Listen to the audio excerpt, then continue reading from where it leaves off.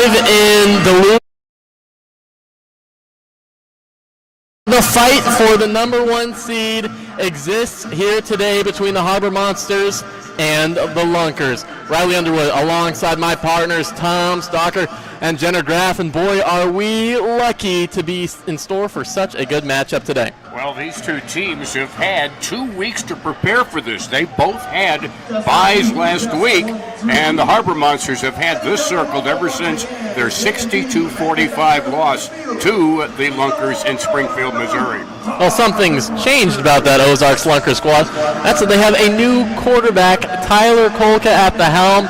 He's a real playmaker. He's averaging 221 yards over his last 2 games. 11 touchdowns, 3 picks. Pretty efficient. Comes over from the AL1. What do you see in him?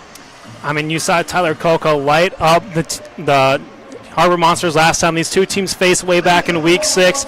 A lot of it was Matt Rush. He had 5 receptions, 95 yards, and he found the end zone 3 times. So he's been a big-time target for this Ozark team. And another player, of course, we did not forget to mention him, Brandon Mackey, the MVP front runner, wearing number 10 in the backfield. He averages over 100 yards a game, over 3 touchdowns per game.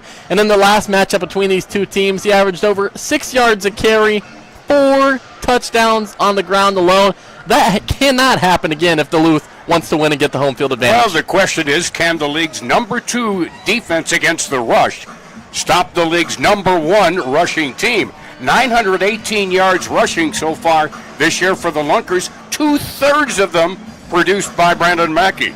And we know who the quarterback will be on the other side for the Harbor Monsters. It's going to be Javante Johnson. We kind of saw a flip-flop back and forth earlier in the season between Johnson and Hassan Brockman, but Brockman is inactive today. He's a healthy scratch. He won't be playing. Johnson will be the sole player taking the snaps for the Harbor Monsters. So that's something we do know coming into this one, and he's a good talent with his arm.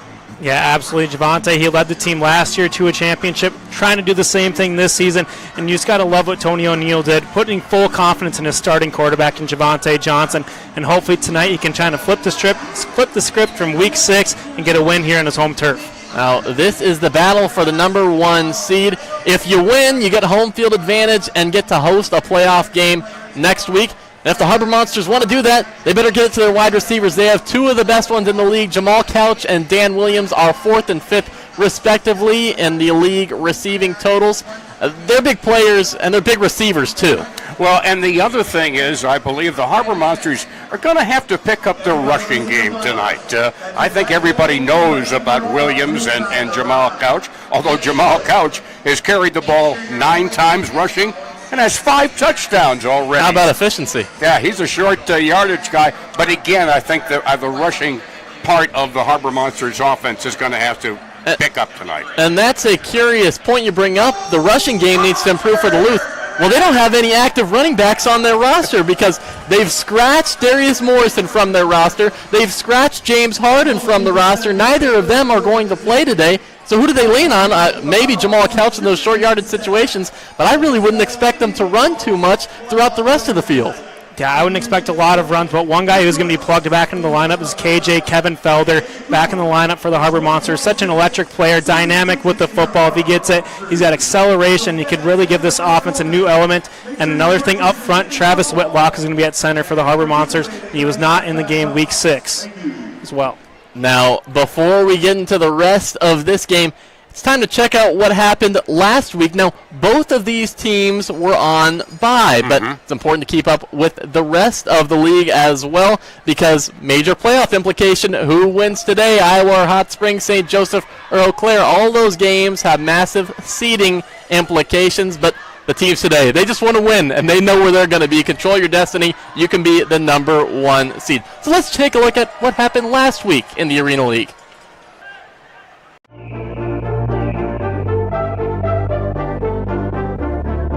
Iowa hosting Eau Claire, who has just 1 win on the season. Throw the records out the window because an upset was brewing early. 2 minutes in, Jarius Grissom delivers a looper to Joel Shaw for a touchdown. 3 minutes later, Deshaun Williams takes the end-around handoff to the end zone for the score. Eau Claire starts off hot, 16-0 early. 8:30 in the first quarter. Carlos Rogers finds Justin Brown to get the woo on the scoreboard. First and goal, still the first quarter. Grissom to Vincent Wilkerson. Eau Claire rolling up by a couple scores. Middle of the second quarter, Carlos Rogers sees the blitz, runs right up the middle, 18 yards to pay dirt. 2 minutes to go in the first half. Rogers throws on the run to JoJo Albright. Iowa down by 9. Signature Shelley for good measure. 5 seconds left. Eau Claire has the ball at the 1. And Grissom, what's he decide to do with it? He throws a pick. One more. Can he take it all the way back in the final second to the first half? No. Eau Claire takes a 35-26 lead into halftime. Here's Rogers for Iowa. Escapes the blitz. Vontre Henderson found him. Woo coach Victor Mann saying, they're not going to beat us this easily. Grissom's pass picked off. How about one more again? Carlos Rogers rushed 7 times for 88 yards and 2 scores. This one makes it 48-35, Iowa up. Here's a crafty play. Rogers runs circles around the defense before throwing it off to Jeff Mack. Let's give it to Mack one more time. Iowa goes on a 40-0 run to close out the game and holds Eau Claire scoreless in the second half. Woo win, 60-35. Hot Springs taking on St. Joseph for the second week in a row. The first matchup, the Goats whipped the Wise Guys by 44 points. This game was closer. St. Joe didn't have an easy time on offense as their last. Roderick Chapman picked off 2 passes from Angelo Trujillo. What's the recipe for success? Throw it up to Aaron Dilworth and he'll come down with it. Flipping over the wall and mossing the defender. What an unbelievable catch by number 1 in red. 20-6 Hot Springs leads at halftime. 2 minutes after the break, Angelo Trujillo to Boo Smith makes it a 1-score game. A long 4th and goal. Jordan Ambrose trying to find Aaron Dilworth once again. Can he come down with it? Yes, sir, he can. Juggling catch. How about go celebrate with the fans? 27-13 Wise Guys. Angelo Trujillo and Boo Smith connected for 2 touchdowns. This one the full length of the field.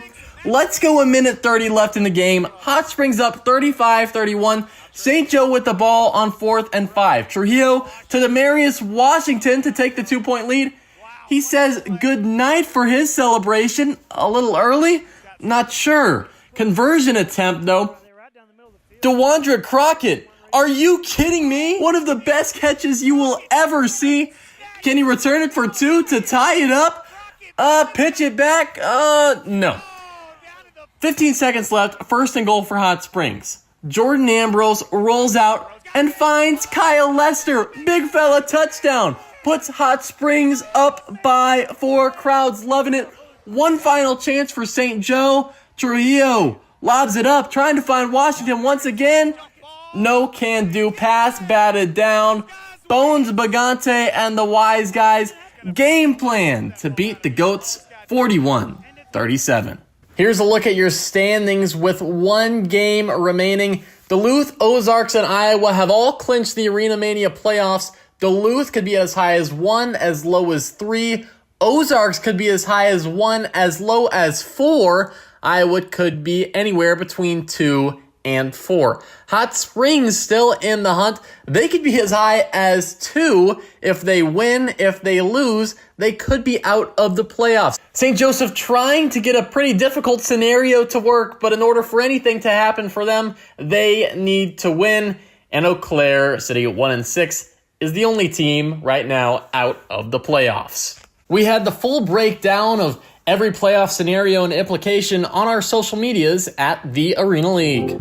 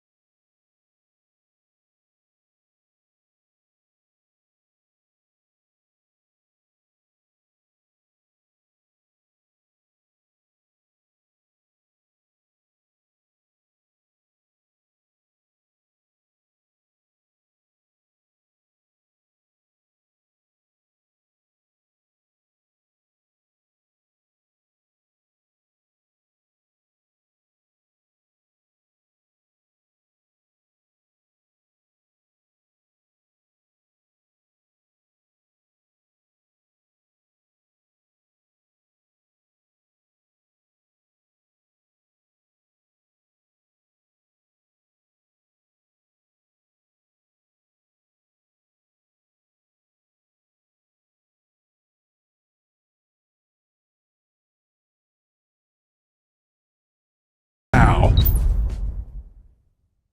In the quiet moments before dawn, champions are made. Every fan, every athlete, every moment counts. It's not just a game, it's a passion that unites us, drives us, and makes us strive for greatness. Greatness is wherever fans connect and call home. We believe in the power of the community. We believe in turning passion into action. We bring fans closer and transform loyalty into unforgettable experiences. Join us. Make every moment matter. Fan Club. Get your fans in the game.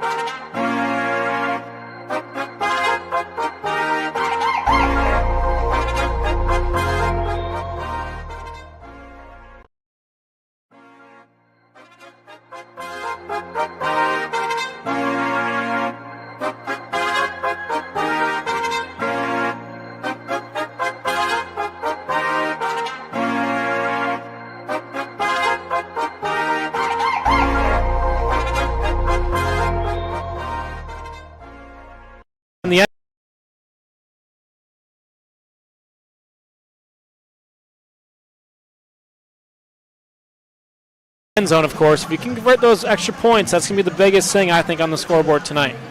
The captain's about to meet at midfield, the 25-yard line. Dan Williams, K.J. Felder, along with Javante Johnson and Sosa Maxwell, who told us this morning on the Harbor Monsters noon show on 106.5. He likes to be called Sosa on Saturdays, and so we'll do that. Hey, you talk about, and we didn't get a chance to talk when we got started on TV about this defense, especially the guys in the defensive backfield, Sosa Maxwell, Dante Mason. Maxwell 10th in the league in tackles. Mason is 4th in the league in tackles, and we've seen great plays from them all season long. We're about to see the Lunkers head out there. Matt Rush, along with quarterback Tyler Kolka. Also on their captain's list, Lacavius Daniel and Brock Carter, a defensive back, as they get ready to meet at midfield for the coin toss, as referee Josh Thoreau signals them to the center. By the way, the head linesman, Zach Gustafson, linesman Ryan Townsend, and the back judge, Kevin Hillman. Scott Schmitz is our sky judge along press row up here in the rafters. And so we get the coin toss at midfield. That's on. Check, check. Lunkers, you're the visiting team. It's your choice, heads or tails. Tails is called. Go ahead and flip. It's heads. Your choice. You'd like to defer? Yeah, we like to defer. Defer. You'd like to receive. Which way will you be throwing off? We're going to finish going this way. Well, right now. Go this way. Okay, step over there, please. You guys step here, Ozarks. Thank you. The Harbor Monsters have won the toss and elected to defer. The Ozarks Lunkers will receive on their side of the field. Let's play Arena League football. All right, thank you, referee Josh Thoreau. The Harbor Monsters, in fact, Sosa said that on the pregame show this morning at noon. Says, we win the toss, we're still going to let our defense get out there and try to establish itself very quickly. Yeah, and I think that's the biggest thing you mentioned with some of these new names like Shy Hill. You mentioned he led the league in sacks and tackles in his former league, so it's going to be his first game as a Harbor Monster. But I think coaches love to see what he did in practice, and I think that he's going to be a big job tackling the league-leading rusher, Brandon Mackey. Indeed, Brandon Mackey out of Kentucky Wesleyan leads the league in rushing with 663 yards and also leads the league with 19 touchdowns scored so far this year. While, of course, Tyler Kolka, so far in 2 games, he's 47 of 69, 68% efficiency, 442 yards passing. He's already 7th in the league quarterbacks in passing yardage, and 11 touchdowns also puts him 7th in the league in the quarterbacks throwing for touchdowns. He's out of Lawrence Tech University. His hometown is Chippewa Valley, Michigan. So the Harbor Monsters will throw. Trey Wortham is in the end zone down to our right, and he'll be throwing from right to left. And Devontae Key, a wide receiver, will take the throw off in his end zone down to our left. We welcome our TV viewers on My 9 in the Twin Ports, along with on the Fan Club Network. Glad you've joined us for a huge game here on the shores of Lake Superior. The throw taken at the 4, up to the 10, to the 15 near side, and is pushed into the boards after he crosses the 25-yard line on the play. And so, let's see exactly where they spotted. I thought he might have been bumped in earlier, and he was. He was bumped into the boards by a defender, which means you're down, and that's at the Lunkers' 22-yard line. So 1st and 10 from their own 22. Wide receiver rush to the near side. They have 2 wing backs. The center, Jake Swerple. And Kolka awaits the snap, gets it. Had to get rid of it quickly. Unable to hang on to it was Brandon Mackey, who was a wingback on the far side. And guess who was right there? Sosa Maxwell. Yeah, it was Sosa Maxwell in the coverage, but Lavelle Spruce off that right side for the Harbor Monsters defensive line.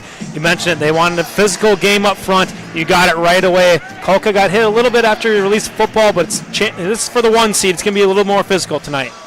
All right, Key to the near side, now in motion, far side, the near side is rushed, and back to throw is Kolka, throws, and it is caught inside the 10-yard line of the Harbor Monsters, and caught by Key, covered on the play by Dante Mason, but it is 1st down and 10 at the Harbor Monsters 8-yard line.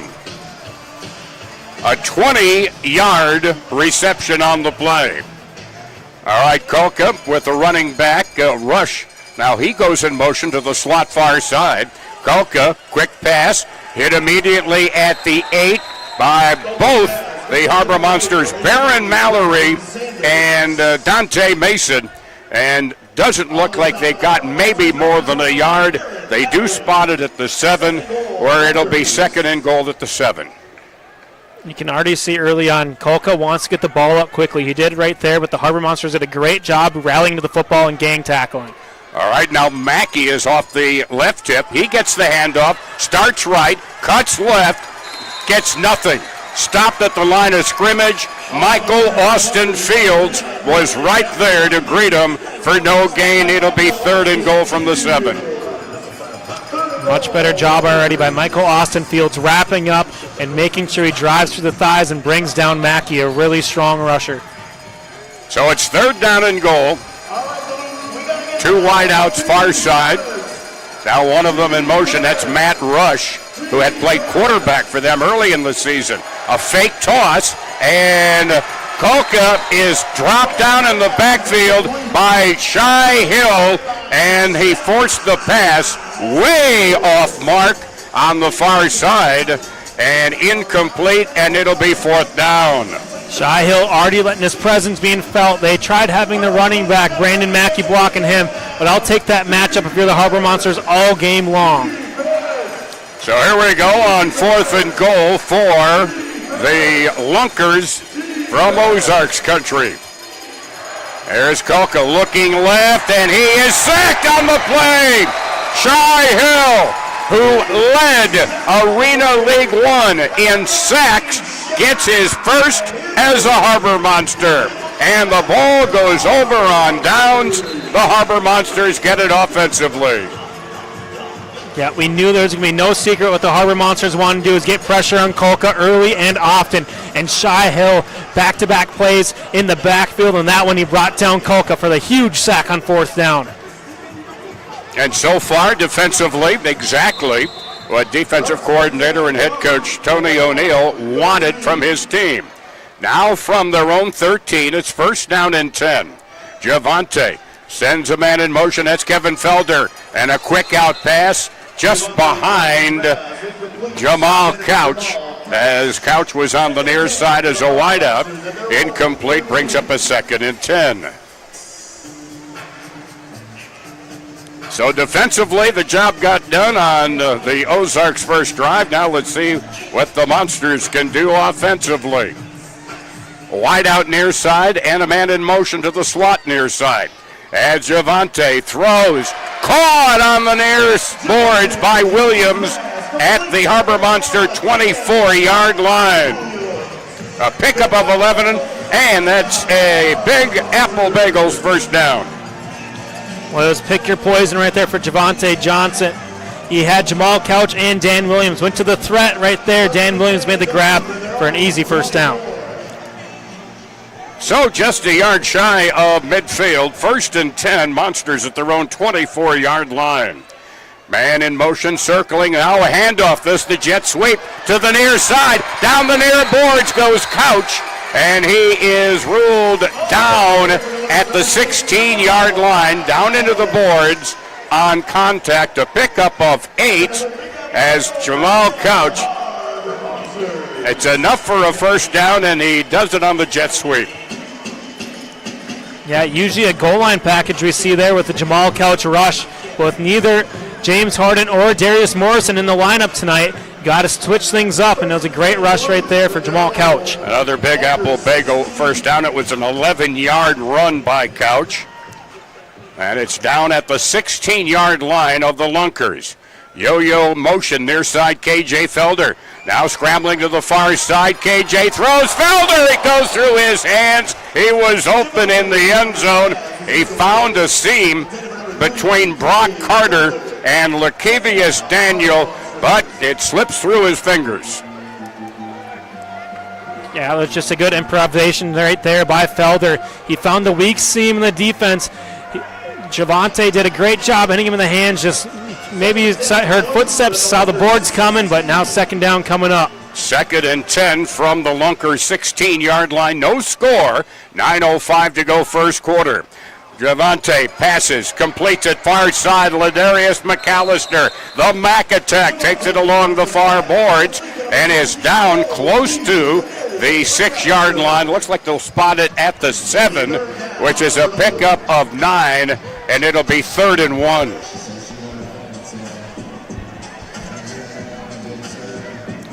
That's we'll send it down to Riley here in just a moment. 3rd and short, looking for a first down, maybe. After the touchdown. There's the sweep. Cutting back, Couch to the 5, to the 3. Still on his feet to the 1. Let's send it down to the sidelines. And Riley Underwood.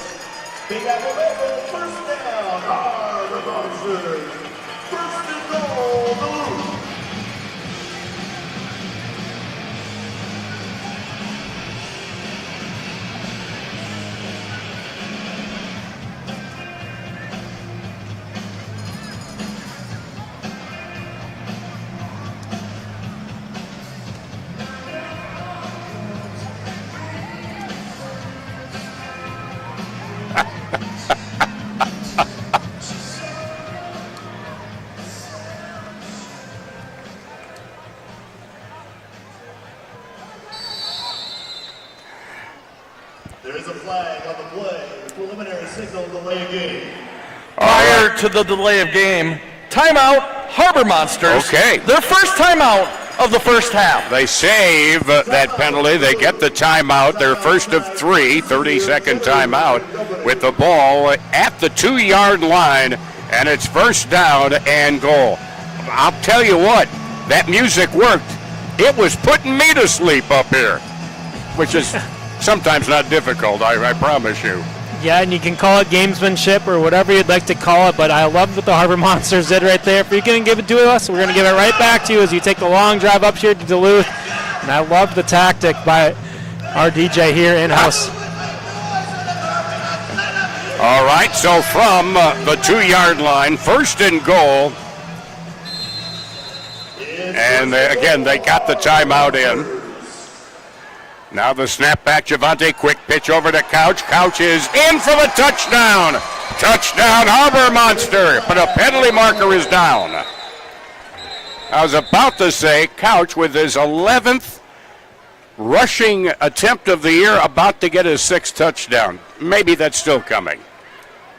But let's sort out the hanky.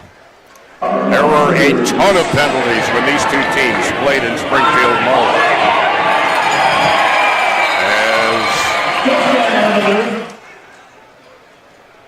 They may be checking this out on the Sky Judge, because Josh Thoreau was speaking into his mic. I think he was talking up here to the Sky Judge, but let's see. He's just making sure he's got the right channel down there. Holding. Offense number 9. 10-yard penalty. Replay. First down and goal. Yeah, they got Marcus Sessoms there on the hold. He was just on that right edge. Held it 1-2. We got to release it in early on. You never knew where Jamal Couch was in the backfield. And just too much cloth there for the officials. All right, so it's first and goal from the 12-yard line.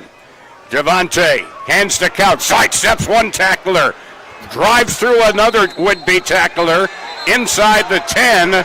And down to the 8-yard line. But another penalty marker is down, and that's back outside the 15-yard line. Holding.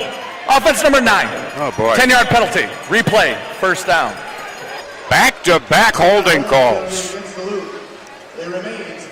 It'll be first and goal all the way back now to the 22-yard line. It's gone back 20 yards on back-to-back holding calls.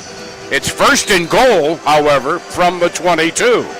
Yeah, first and goal basically from midfield right here. It's going to expand the playbook for the Harbor Monsters, but you'd much rather have it inside the 5 where it started 2 plays ago. 7 minutes to go in the opening quarter. Felder in motion near side. Catch made near side by Marcus Sessoms. Sessoms cracks it down to the 6-yard line.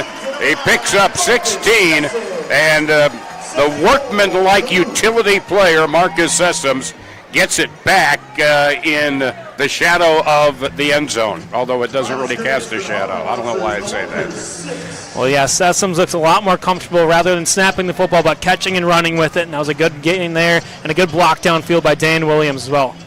So it's a pickup of 16, 2nd and goal from the 6. There is a pass under the coverage, down to the 2 to the 1-yard line is Sessoms, and he will get progress to the 1. Yeah, you can see on the second effort right there by Sessoms reaching for the pylon to break the end zone. It looked like he was down by contact right before he reached for it, so it'll be a 3rd and goal from the 1 coming up for the Harbor Monsters.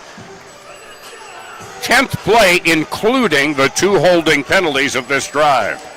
3rd and goal from the 1 for the Harbor Monsters. No score, but they're looking to take care of that right here. In motion, there's the jet sweep near side. Couch is across for the touchdown. He got hit at about the 1-yard line by Lagavius Daniel, but drove through him into the end zone. Touchdown, Harbor Monsters. Touchdown, Jamal Couch. And you can just see Jamal Couch look like Michael Jordan in Space Jam right there. Stuck the arm out, just extended past the end zone, and it's in for 6. Harbor Monsters strike first here in Duluth. And the Kerry Toyota touchdown is scored. Now they go for the single point after from the 5-yard line. Now Felder in motion. Now he gets it. Now Williams in motion, parallel to the line of scrimmage. Quick pass. Down it goes. Leaning in. Is he in? Yes! Marcus Sessoms. Oh, I tell you what, Sessoms, sometimes an underrated player, but he has become big in this game already. Yeah, you can see that. They send 2 guys going. Sessoms didn't even bother blocking him. Great job there by Javante, getting it out quickly, let his receiver do the work, and a great job getting in the end zone for that point after. A long drive for the Harbor Monsters to set the tone early here at the deck. And he, right there, goes over Jadarius Bird and leans in, gets it across the plane for the single point after. 7-0 Harbor Monsters, 4:49 remaining in the opening quarter. So a drive that began back at their own 13-yard line finishes with the 1-yard touchdown by Jamal Couch, which for him again is his 6th rushing touchdown of the year. The throw-off along the far boards getting knocked down. Oh, a penalty marker is down. Somebody lost a helmet as Key took it along the far boards, got upended at the 15-yard line, but the penalty marker was thrown back behind during the play. return. Personal foul, face mask, kicking team. Wow. That penalty will be enforced from the end of the run. First down, Lunkers. Wow. Yeah, that face mask is going to be on Dante Mason. Looked like there was a little bit of hold on the return team, but the referee saw the retaliation right there in Mason. Hands going up top, knocked the helmet off of Jalen Jackson. So it goes all the way to the Harbor Monster 20-yard line where it's 1st and 10 for the Lunkers. 7-0 Duluth with just under 5 minutes remaining here in the first quarter. So Kolka, and he has got Mackey just off to his left. Sends another man in motion, hands it off to Mackey. Mackey showing his strength. Took about 3 or 4 Harbor Monsters, but they bring him down at the 18-yard line. He picks up just 2. Yeah, and it was a good job by the Harbor Monsters front. Michael Austin Fields causing problems, and once again, Shy Hill getting his name in the mix once again for the Harbor Monsters. So it goes from the 18-yard line, 2nd down, and 8 yards to go. Now they go to the I formation. Kolka with Mackey behind him as a tailback. Gets the toss. Tried to get a slot over there on the left side, but a one-arm tackle by Shy Hill Just got him with one arm. Usually it takes 2-3 guys to bring down Mackey, but Hill just needed one arm right there. A gain of absolutely nothing, and a 3rd down and 8 coming up. Harbor Monsters defense is looking really sound here early in the first quarter. They hold Mackey to no gain as Kolka gets the snap, fires over the middle, bouncing off a would-be tackle, Tom Butters, a tough tight end, and he takes it down inside the 10 for a 1st down for the Ozarks Lunkers as they spot it at the 8-yard line, a pickup of 10 by Butters. That's going to take more than just a shoulder and a hard hit to bring down Butters. You got to wrap him up. They learned that after he got the 1st down. Handoff goes, and breaking a tackle in the backfield, angling to the near side and taking it into the end zone is Brandon Mackey. But a penalty marker is down at the 6-yard line. And Offside. Defense. That penalty is declined. The result of the play is a touchdown. so a rushing touchdown for Mackey, his league-leading 20th of the year on an 8-yard run. Yeah, and you could see in that run, Tyreek Mann had him in the backfield wrapped up, but he just breaks free of that tackle, just shifty, strong, and just determined to get into the end zone right there. And that's what Mackey does well. It's hard to bring him down on the initial hit. Now they go for single point, high pass by Kolka, way out of play at the end, and it's no good.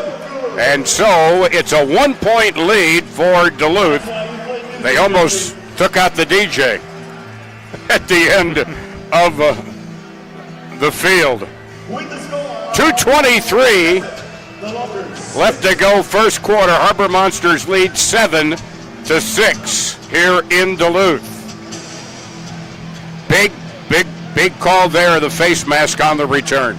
Yeah, whenever you can start in plus territory, especially by 5 yards, you just need one first down. You already got a first and goal situation, and especially with Tyler Kolka, if he has a glimpse of time, he can find his receivers and targets downfield, and Tom Butters was the main target right there to spring for that touchdown for the Lunkers. On the point after, though, Kolka didn't have any time. He had a lot of pressure and wound up throwing it out of play. So now they throw off, and the throw to Sosa Maxwell at the goal line, to the middle of the field. 5, 10, 15, 20, 25, 30, or 20, 15-yard line. A ball was down. The ball came loose. The ruling on the field is that the runner was down by contact. This play will be under review. While they're under review, let's send it down to Riley Underwood.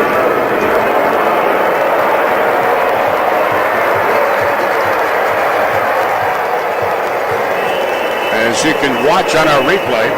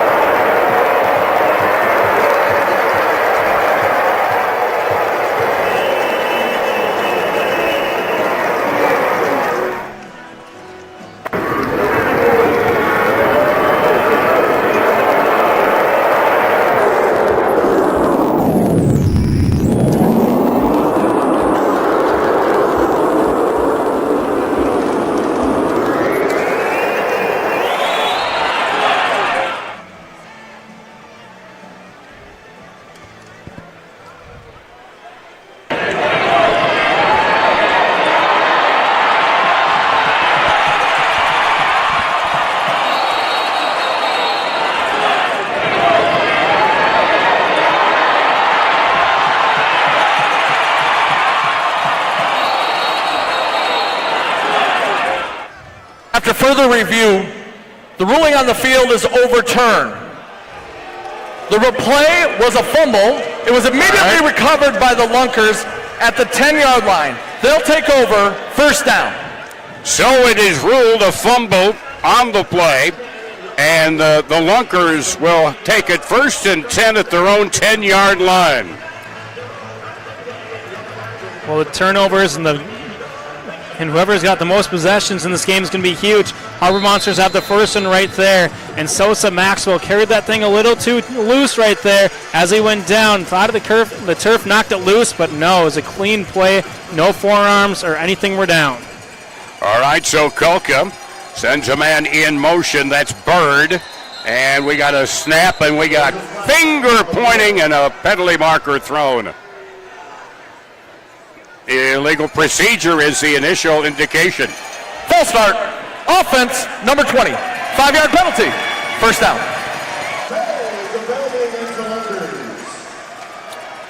So it'll go back 5 yards on the procedure.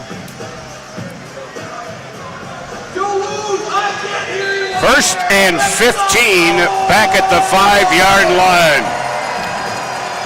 Kolka will take the snap at the goal line. In motion goes Devontae Key. Back to throw. Kolka's in the end zone. Tackled. Safety. Tackled. Shy Hill strikes again. You can see on the safety right here, Shy Hill straight bull rush.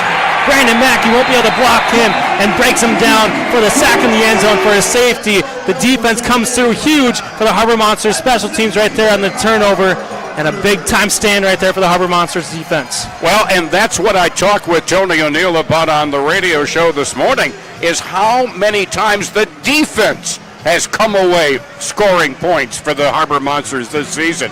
And he agreed. He says it's been a big factor, because the Harbor Monsters offensively are 5th in the league. But when your defense can add some points, that can take up the slack without a doubt. Yeah, absolutely. And if you can go back to what you did in this last return for Maxwell, he had a great return, brought it up to the 15-yard line before that ball was jarred loose. If you can emulate anything sort of like that, if you can get the ball to midfield or even past that, Harbor Monsters offense should be in business, because they did find the end zone on their opening series of the ball game. Well, so the defense for the Harbor Monsters says, yeah, all right, you overturn the call, we'll take it on ourselves and score some points of our own. I'm down with that. Thanks. So now here is the throw from Butters. It bounces in the corner. Sosa on the return, knocked down at the 2-yard line by Brock Carter. So that's where the Harbor Monsters will take it over from their own 2. First down, 10 with a 3-point lead of 9-6.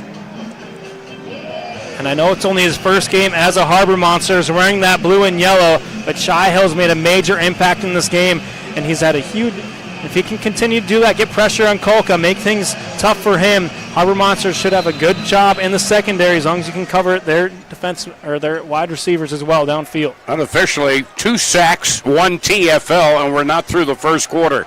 There's the handoff, Kevin Felder. He's tough to tackle. He runs it out over the 10 to the 12-yard line. You just can't draw a bead on him, because when you think you had him, he's gone. Yeah, we've talked about in prior games, shifty, acceleration, and we just saw it on full display right there. KJ Felder not playing that Week 6 loss down again in Missouri against the Ozark Lunkers, and he's certainly going to get this one back for his home team here. A Big Apple Bagels first down.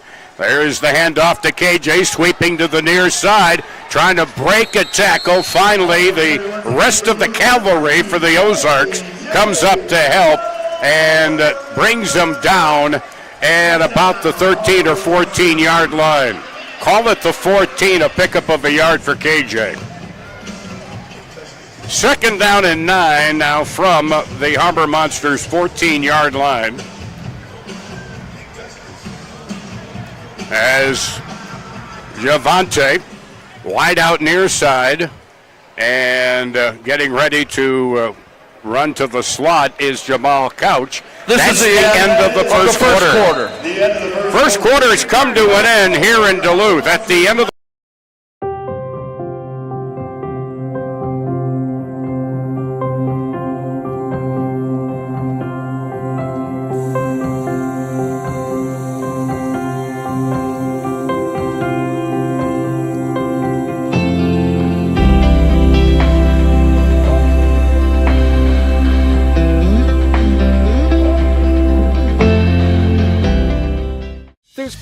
room for your whole crew at Boulder Tap House. We've got big screens everywhere, so you won't miss a minute of the game. You're going to love our beastly Bloody Marys, massive cheese curds, and bodacious burgers, like the incredible Boulder Tap Epic Burger. Top it all off with our wonderfully crisp, icy, cold craft beer. Go ahead and duck out of work a little early and relax on our patio while you and your besties enjoy your choice of weekday lunch specials. Exclusively available at Boulder Tap House. Summer's just around the corner. Hold fast, we got you covered. Earth Rider Beer. Gather responsibly. Welcome to Legacy Cannabis, your local experts for all your cannabis needs. Legacy has the largest selection of edibles, beverages, seeds, local pipes. Also learn to grow classes to start your own cannabis plants. Legacy Cannabis.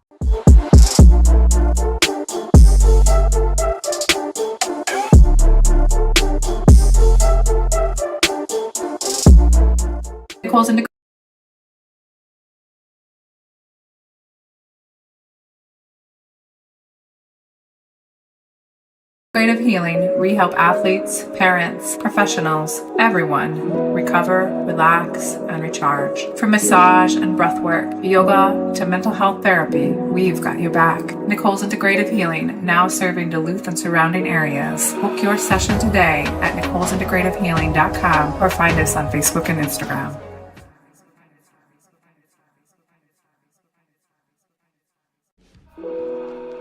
Whether you're on the field, in the stand, of Lake Superior as we are heading into the second quarter with the Harbor Monsters leading 9-6 in the battle of these two teams for the number one seed in the postseason that begins next Saturday. Now it is second down and 9 from their own 14. Javante rolls near side, throwing deep and just off the fingertips in the near corner of the end zone down to our right. Just off the fingertips, the ball just a little bit overthrown. Looking there for Quintavious Workman. Yeah, Workman, one of the newer Harbor Monsters. We've seen him a little bit. You can see in the replay, he had it in and out of the hands, but the boards come quickly here at the deck, a former hockey arena, and those boards do not budge one bit. Need more Stickum. You got to be old to remember Stickum. So now it is third down and 9 from the 14, and the catch, KJ Felder wide open and hit him in sometimes the worst spot you can, the hands. Yeah, and that's just a classic case of turning upfield before you had the ball in your hands right there for Felder. Would have been looked like a surefire first down right there for the Harbor Monsters. Duluth and now it's going to be a first. Has decided to surrender possession. First down, Ozarks. So they decide on a 4th and 9 to turn it over to the Ozarks, who will get it at their own 15-yard line. First down and 10, trailing by 3, 9-6. Let's send it down to Riley Underwood. Riley. Sounds good. When you ask a player what their pre-game hype-up song is, you don't usually get the answers Mozart and Beethoven. So when Duluth came out and warmed up, it was G Herbo, Meek Mill, all the bangers. But as soon as Ozarks came onto the field, the in-house DJ here at the deck, Jesse Jays, he switched it up to violin and piano remixes of soft pop songs. Now, why did Jesse do this? No, it wasn't just to be a jerk. The players came up to him before the game and said, this is exactly what they did to us 3 weeks ago in Springfield. So when you're in a rivalry game with the number one seed on the line, all bets are off, guys. All right, the deep pass intended for Matt Rush, covered by Sosa Maxwell, and Rush turned the wrong way, and it's incomplete. Second down and 10 at their own 15. And the quarterback just gets rid of it quickly. Tyler Kukla was under the pressure of Lavelle Spruce and Shy Hill, and he wound up looking at the ceiling. Yeah, and he had two wide receivers in the area, but neither of them had their head turned towards the line of scrimmage. Kolka had to get rid of that quickly, otherwise it would have been another sack for the Harbor Monsters defense, and they're certainly feeding off this crowd here in Duluth.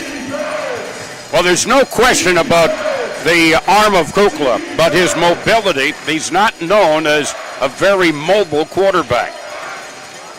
Snap back to Tyler, and he just gets rid of it. Throws it short. Oh, licking his chops was Dante Mason. He just couldn't get to that underthrown pass in time. And again, Kolka picks himself off the turf. The Ozarks have decided to surrender possession. Duluth Harbor Monsters ball. 1st and 10. Well, the defenses are starting to really impress themselves here in this game this evening. Back-to-back surrenders, and the Harbor Monsters will get it at their own 15-yard line. Yeah, and just a very short possession there for the Lunkers. That one was under 2 minutes. Time of possession, a 3 and out. Don't see it often here in the Arena League, but they're going to have to figure out something on that sideline. Whether you got to get Kolka more time to throw or get Brandon Mackey that football. But right now it's been the Harbor Monsters defense really responding. Kolka went over there in his bench and slammed his helmet down next to the water jugs down there. From the Harbor Monster 15, 1st down and 10. Quick pitch to Felder. Has a big seam to the 25, to the 20, to the 10, to the 5. Touchdown! Kevin Felder! The Flash! Now you see me, now you don't. You can see it on the replay, but don't go away quickly. It's Kevin Felder. He's going to go untouched. Perfect play from 1st down for the Harbor Monsters, and they go in for 6th right away off of Felder's quick speed. Told you, folks, and the main thing that I've always been impressed about him is that first 1-2 steps. The acceleration is so quick. Kevin Felder takes it 35 yards for the score. Now the Harbor Monsters go for 2 from the 10-yard line. Couch in motion. Fake pitch near side. Javante throws. Caught into the end zone for 2. Marcus Sessoms. Wow. And he was wide open. And I loved what Javante Johnson did right there. He stepped up in the pocket. You can rush for it if you want to because it's at the 10-yard line. Sucked in the defense just enough. He knew he had Marcus Sessoms on the left side all by himself, and he delivered it right on the money, and Marcus Sessoms did the rest right there. Makes it a 17-6 lead here in Duluth. And so just one play needed after the Lunkers surrendered the ball to the Harbor Monsters. 35 yards. You know, one of the superheroes, the Flash, that's Felder. That's Felder right there, especially when you get that ball in his hands. He wanted to make up for that drop play down on 3rd down and 10 on the previous possession for the Harbor Monsters, and he did in a big way right there. Flash Felder. It makes sense anyways. All right, so now they throw off left to right. Trey Wortham in the end zone to our left. We'll be throwing it down to the end zone to our right. And Devontae Key from the 2. Across the field, far side to the 15. And is across the 20 and brought down by Barron Mallory at about the 24-25 yard line. And it's 1st and 10 for the Lunkers. They'll get it at midfield. Yeah, good return right there to set up his offense, who has not had anything going as of late. It's been a lot of pressure in the backfield for Kolka. Now hopefully they gathered something on the sidelines, and they can figure something out here against this Harbor Monsters front 3. Well, Kolka, and this is maybe where they might put Mackey in the backfield and use him on a play-action fake kind of a situation. And that's where he is right now. He's on the near side of Kolka. Gets the handoff and is knocked, but he continues to drive. He was hit just crossing the line of scrimmage by Mason, but he bounced off of Mason and then carried would-be tacklers all the way down to to the 17-yard line, a pickup of 8. Yeah, and you got to give credit to Jake Swerple, the center, downfield, carrying his running back, and Mackey as well, giving him an extra 2 yards on that, too, pulling him just forward. Called it a gain of 9. 2nd and 1 from the Harbor Monster 16. There's Mackey again. He gets wrapped up, and he is brought down, slowed up by Spruce, who had him around the ankles, and then coming over was Barron Mallory to finish him up. That's a tackle for loss with Mackey carrying the ball. Again, that doesn't happen too much. They give him progress back to the 20, a loss of 4. So it's 3rd down and 5 yards to go at the Harbor Monster 20. In motion, Matt Rush. Back to throw, Kolka throws, and it is intercepted by Mason. Mason with the pick, down the near side of the 20, to the 15, down to about the 12-yard line. Kolka threw in the double coverage, and the defense picks it. You mentioned it, and he was rolling out to his left, not traditional for a right-handed quarterback, off his back foot, against the coverage, double coverage, and Dante Mason comes away with a huge interception. First it was a surrender that led to a touchdown, and now an interception, a big-time stand by the defense. And you go back to the prior possession, it was a sack for the safety. And Trey Wortham helping provide that double coverage as well. So it's down to the Lunkers' 13-yard line, 1st and 10. A Big Apple Bagels first down. Throw into the corner, and getting knocked over the boards. The penalty marker is down, and one of the Harbor Monsters is down and not getting up very quickly. It was in the near corner of the end zone. They are signaling now for the trainer. This is an Orthopedic Associates injury timeout. And that was Couch that went over and sent over the board by Jadarius Burns. Defense, number 6. 10-yard penalty will be enforced to the 3-yard line. Automatic. First down. Pass interference against the Lunkers. Now it appears Jamal Couch is up off of his own power, and he's going to slide over the boards. Love to see that. So it's down to the 3-yard line, 1st and goal from the 3. And Jadarius Bird knew it. It was, again, you run out of, most of the other arenas in the league have rectangular end zones. Not here. It's truly a hockey rink. And they ran out of space very quickly. Quick pass to the near side, and down to the 2-yard line is Couch. Quick out to the near side. Couch on the catch. Well, it appears Jamal Couch is just fine. He caught that one, trying to get into the end zone right there. Just ran out of real estate as he was slammed in the boards by the defense. 2nd and goal now from the 2-yard line. 7:50 to go, halfway through the second quarter. Harbor Monsters lead 17-6. From the 2-yard line, Javante with a man in motion. Couch, there's the sweep. Couch, though, ran into his own blocker and is brought down back at the 6-yard line.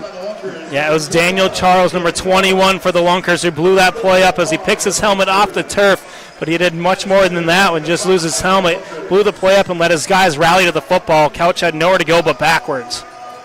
And trying to lead the block there was Travis Whitlock. So it's now 3rd down and goal from the 5-yard line. In motion, Felder. Back to throw, Javante. Steps up in the pocket. Has time. Throws. Caught in the end zone. Near corner. Touchdown, Jamal Couch.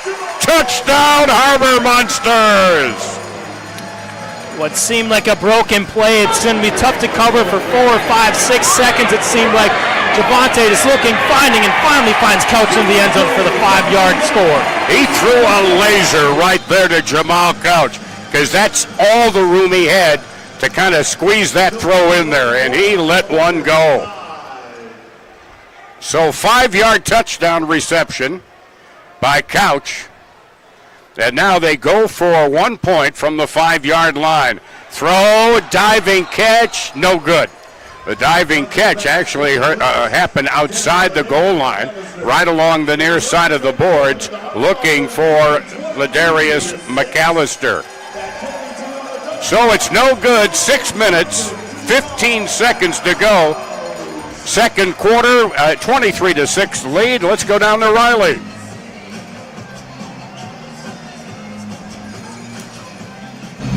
KJ Felder is one of the most versatile players on the field. Now, he has, after that long touchdown in the last drive, nearly 200 total yards and 4 touchdowns. Those aren't bad numbers, but they don't necessarily jump off the page. Numbers that do jump off the page, 11-0 when he's playing in the blue and gold.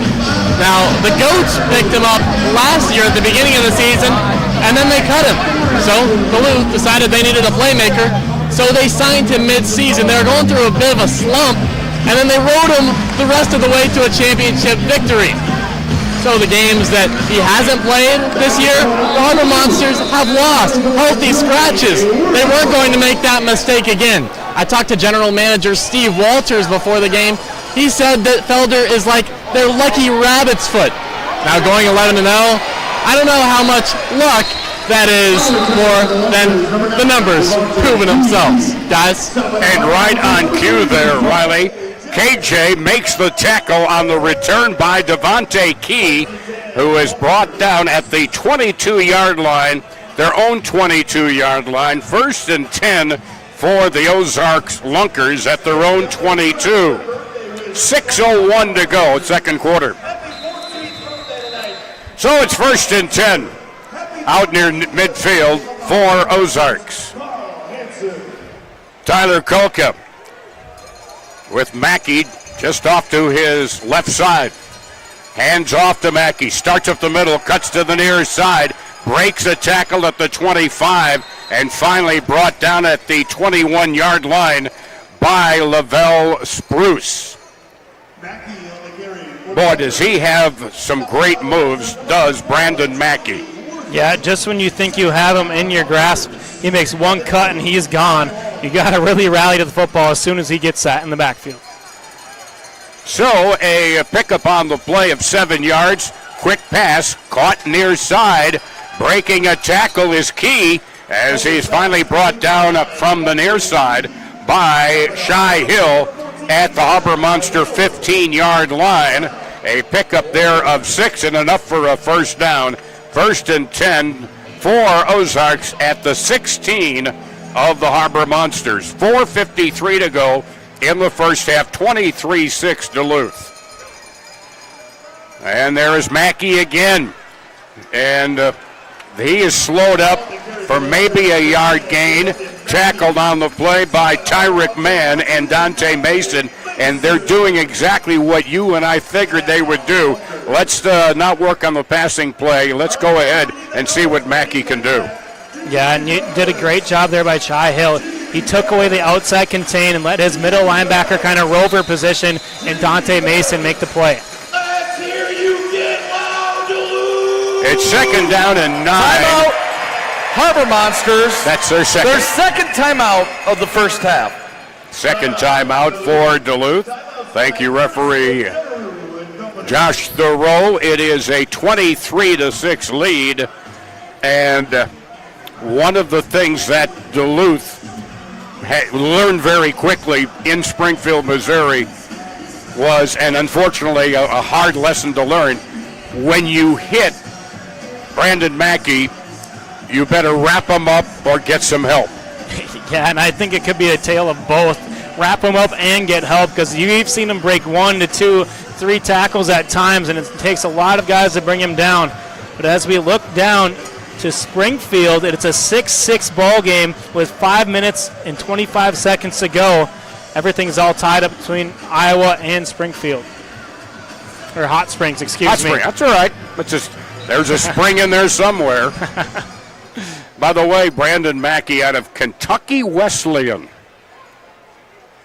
So now it's at the 15-yard line, 2nd down and 9. Harbor Monsters have one timeout remaining. I believe the Ozarks have all three of theirs remaining. And again, wide out far side. They'll have a man in motion to the slot far side. Now quick pass by Kolka, and he airmails it out of bounds into the VIP suites across the way. No chance for Devontae Key. Getting there on coverage was Barron Mallory. The coverage by Mallory was great. He was on him right away, but it's just the pressure again by this Harbor Monsters front three, and they just gave Kolka just too much time. He's got that internal clock thinking 1, 2, 3, got to get rid of it, and he just airmailed that one. And with the pressure he's gotten, maybe he has to think he needs to get rid of it even quicker. Kolka throws. Incomplete wraparound defense by defensive back Trey Wortham. The pass intended on the near side for Key. Yeah, and that was just bang, bang. Great play right there by Wortham. Not enough contact for the official to take the flag out of his pocket. And now a big fourth down coming up here in Duluth territory. So it's fourth down, 9 yards to go. There's certainly no reason to even think of a surrender, because guess what? You're already at the 15. So right now, they're looking to get a first down, which they would need to get to the 6-yard line. Snap back. Kolka throws. Broken up for Key again on the far side. Barron Mallory in very tight coverage. May have gotten a piece of it as it zipped on by. And it was just great coverage once again. Bang, bang as the ball is coming. Hand fighting downfield is going to be allowed as this is a battle for the 1 seed in the playoffs. Great job of the officials letting the players make the play right there. And good defensive stand by the Harbor Monsters once again. So the ball will be at the Harbor Monsters 15, and it'll be 1st and 10 for Duluth with 2 minutes, 51 seconds remaining in the second quarter. The Monsters leading 23-6. This was a 1-point game at one point, 7-6 lead for Duluth. But 16 straight scored, including a safety. The snap now from Whitlock. Back to Javante. Through high, looking for Marcus Sessoms, who was heading to the far boards at about the 21-yard line. And it's incomplete, brings up 2nd and 10. We're still outside the 2-minute warning, so the clock continues to run. 2nd down, 10 yards to go. They'll get probably one more play in before we get the warning. Couch will go in motion with wideouts far side, near side. He's in the slot. Quick pass to Couch on the near side. Oh, and he is hit hard by Craig Travis III. This is the 2-minute warning. Not Craig Travis II, but Craig Travis III. Solid hit there on Couch.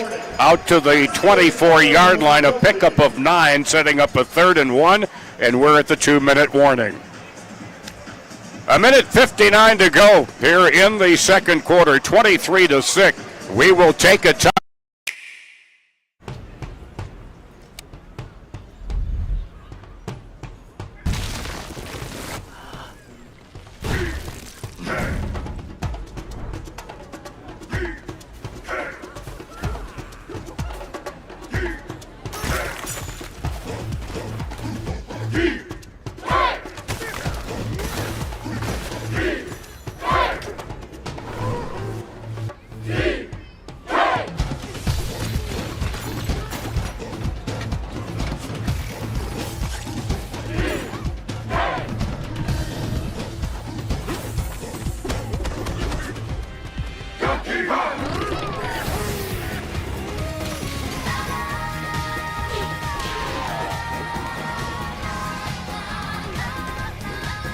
Unleash your inner Kong in Donkey Kong Bonanza. Rated everyone 10 and up.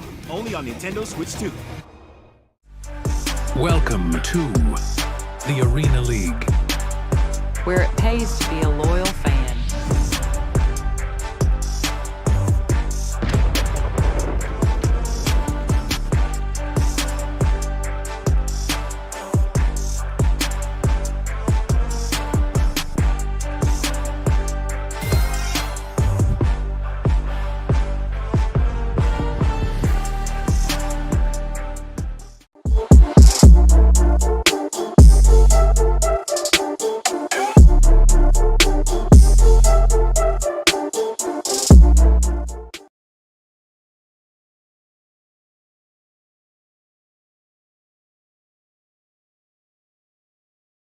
Club 100 has a full bar loaded with premium spirits, pizza, and additional food options within the Fitkers building. Book your simulator online today at club100.com. When you're in a pinch and need a meal fast, turn to your local Super One Foods. Super One is proud to offer convenient, delicious grab-and-go food options that are sure to satisfy even the picky eater in your family. Stop by your neighborhood Super One Foods, serving you lower prices and better choices. If you're in a pinch and need a meal fast, turn to your local Welcome Super back One to Foods. the deck. Super One is Along proud to with offer Jenner convenient- Graff, I'm Tom Stalker. Riley Underwood with us tonight as well, as it's at the 24-yard line. Third down, 1 yard to go for the Harbor Monsters. Williams now wing back on the far side, and they send Couch in motion as a blocker. Kevin Felder skirting around the far side, knocked into the air by Lacavius Daniel on the tackle, and the progress to the other 24-yard line. Pickup of 2, but it's enough for a first down. They only needed 1. Yeah, it wasn't a whole lot, but it was enough that they needed. You mentioned it, Tom. A big fresh set of downs right here for Duluth. This clock is ticking away with only 1 timeout in their back pocket. Another Big Apple Bagels first down from the 24 now of the Lunkers. You've got 3 wideouts near side. Javante rolls far side, throws across, wide open. Williams at the 10, down to the 5, and is he down? He is down at the 6-yard line. A pickup of 18 on the catch by Dan Williams. Well, you see Javante on the replay here. He rolls out to his left. I think the entire stadium gasped for as he threw across the entire field, but he had a wide open Dan Williams, and he knew exactly where his big target was on that play right there.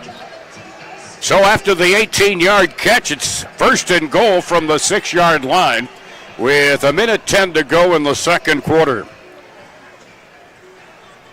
All right, now there in the backfield now is Shai Hill. There is the give to McAllister.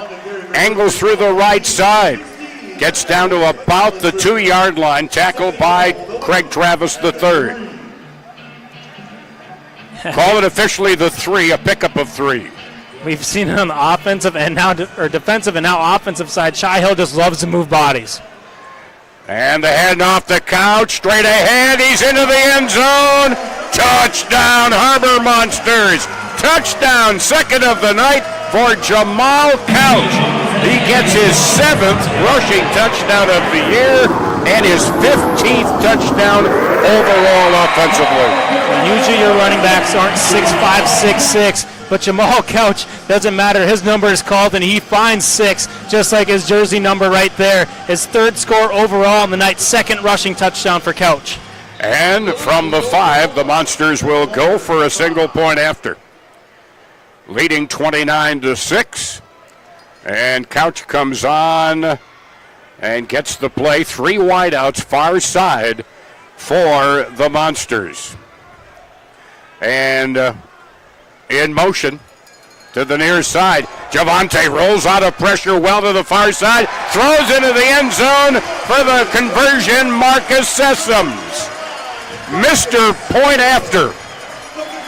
That's his 4th now. He's got two one-point conversions and the 2-point conversion on the day so far. But how about Javante Johnson? Thinks he's rolling up to his right. Whoop! Excuse me. Let me roll out, and he finds his tight end, Marcus Sessoms, in the end zone with another bullet pass. It's a 24-point lead for Duluth, 30-6, with just over 42 seconds remaining in the second quarter here at the deck.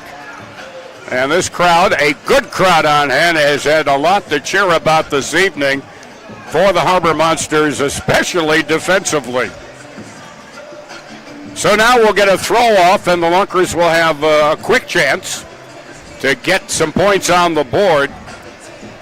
Harbor Monsters now have scored 23 unanswered points in this game. So now the throw off, Trey Wortham from the end zone down to our left. And it's been, yes, it is Devontae Key in the end zone down to our right.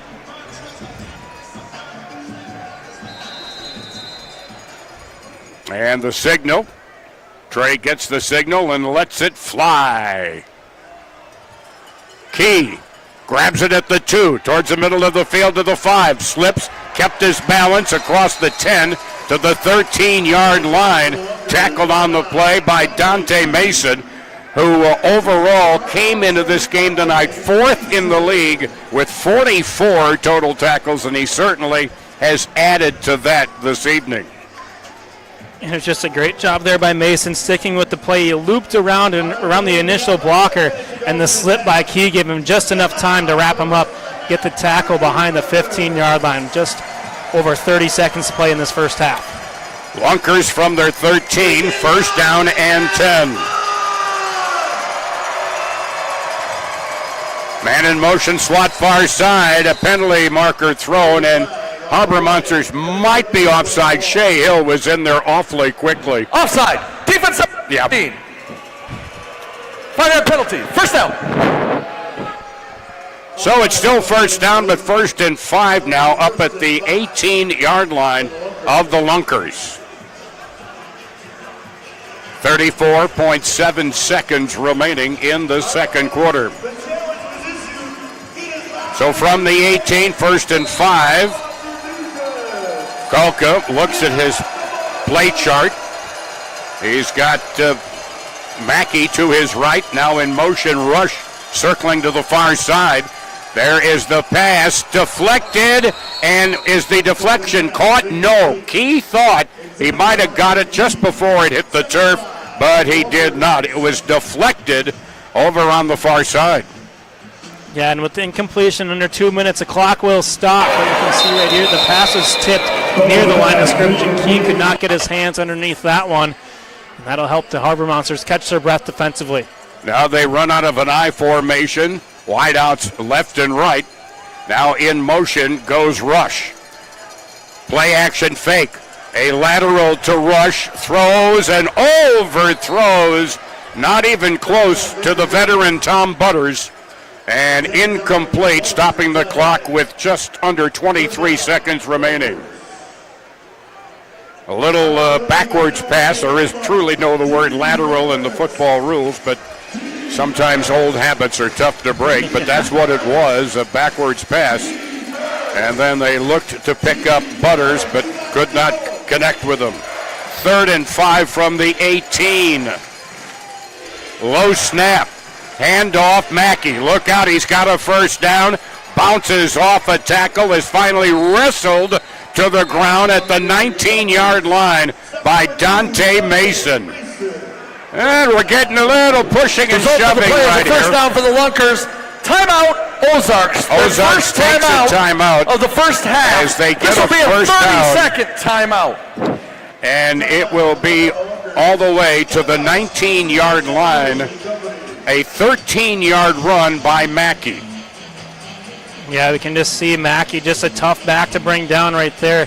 Broke through one tackle, but right now you can see Cam Bruffett right now just talking to the officials. It seems like there's been a little pushing and shoving after the whistle's blown, but right now they're letting the players make the decisions out on the field right now. The yellow flag's staying in the pocket, and you just got to play on if you're the players. And so now we're under 13 seconds remaining. The Lunkers still have 2 timeouts remaining if they have the opportunity. And they trail 30-6 in the final game of the regular season for everybody in the Arena League. Ball at the Harbor Monster 19. It is a first down for Ozarks. Kolka with Mackey to his left. Gets the snap and play action fake to Mackey. Quick pop pass near side to Ray J. Johnson Sanders. First time we've called his name this evening. He came into the game with 9 catches, 102 yards, and 4 touchdowns. He gets progress down to the 12-yard line. Sanders with a catch of 7 yards. 2nd down and 3 from the Harbor Monster 12. 6.7 seconds remaining. Now they send Rush in motion near the far side. Another man in motion. A fumble on the snap, and taken down is Kolka. A fumble on the snap to Tyler Kolka, And they stop play with 0.4 of a second remaining. After the quarterback was sacked, timeout, Ozarks, their second timeout of the first half.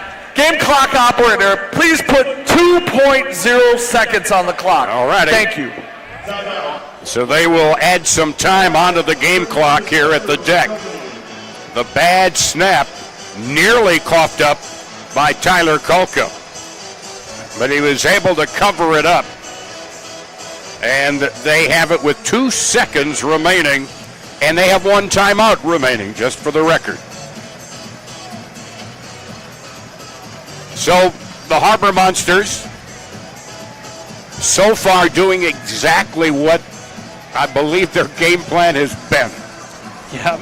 Tough defense, opportunistic offense, and a lot of pressure on their number 17, Tyler Kulka. Yeah, and it doesn't matter what kind of stage it is for football. The game is always won in the trenches right now, and Duluth so far has won the trench battle, whether it's been offense or defense, and Kulka's had no time to throw, but it's going to be pretty much the final play of the second quarter here, banning any penalties. Officially 3rd and 9, a loss of 6 on the fumbled snap. Back from the 18, getting away from pressure. Kulka throws, intercepted at the goal line by Trey Wortham. This is the end of the first half. And that's how the quarter ends and the first half ends. An interception at the goal line, and we head to the intermission with a healthy lead of 30-6 for Duluth over the Ozarks Lunkers. Wow. That's the spot.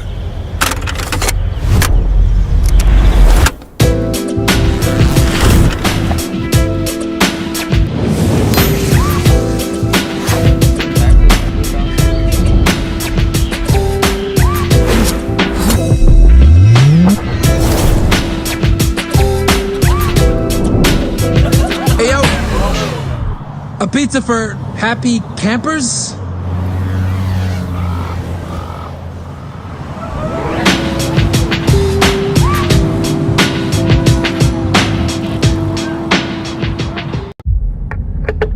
Jump Psychological Assessment in Progress. Subject 003, Jonathan J. Kabongo, 28, Tactical Fitness Trainer, Toronto, Ontario.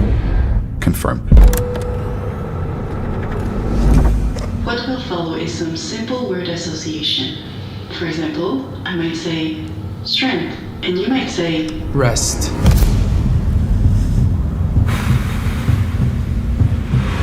Speed. Practice.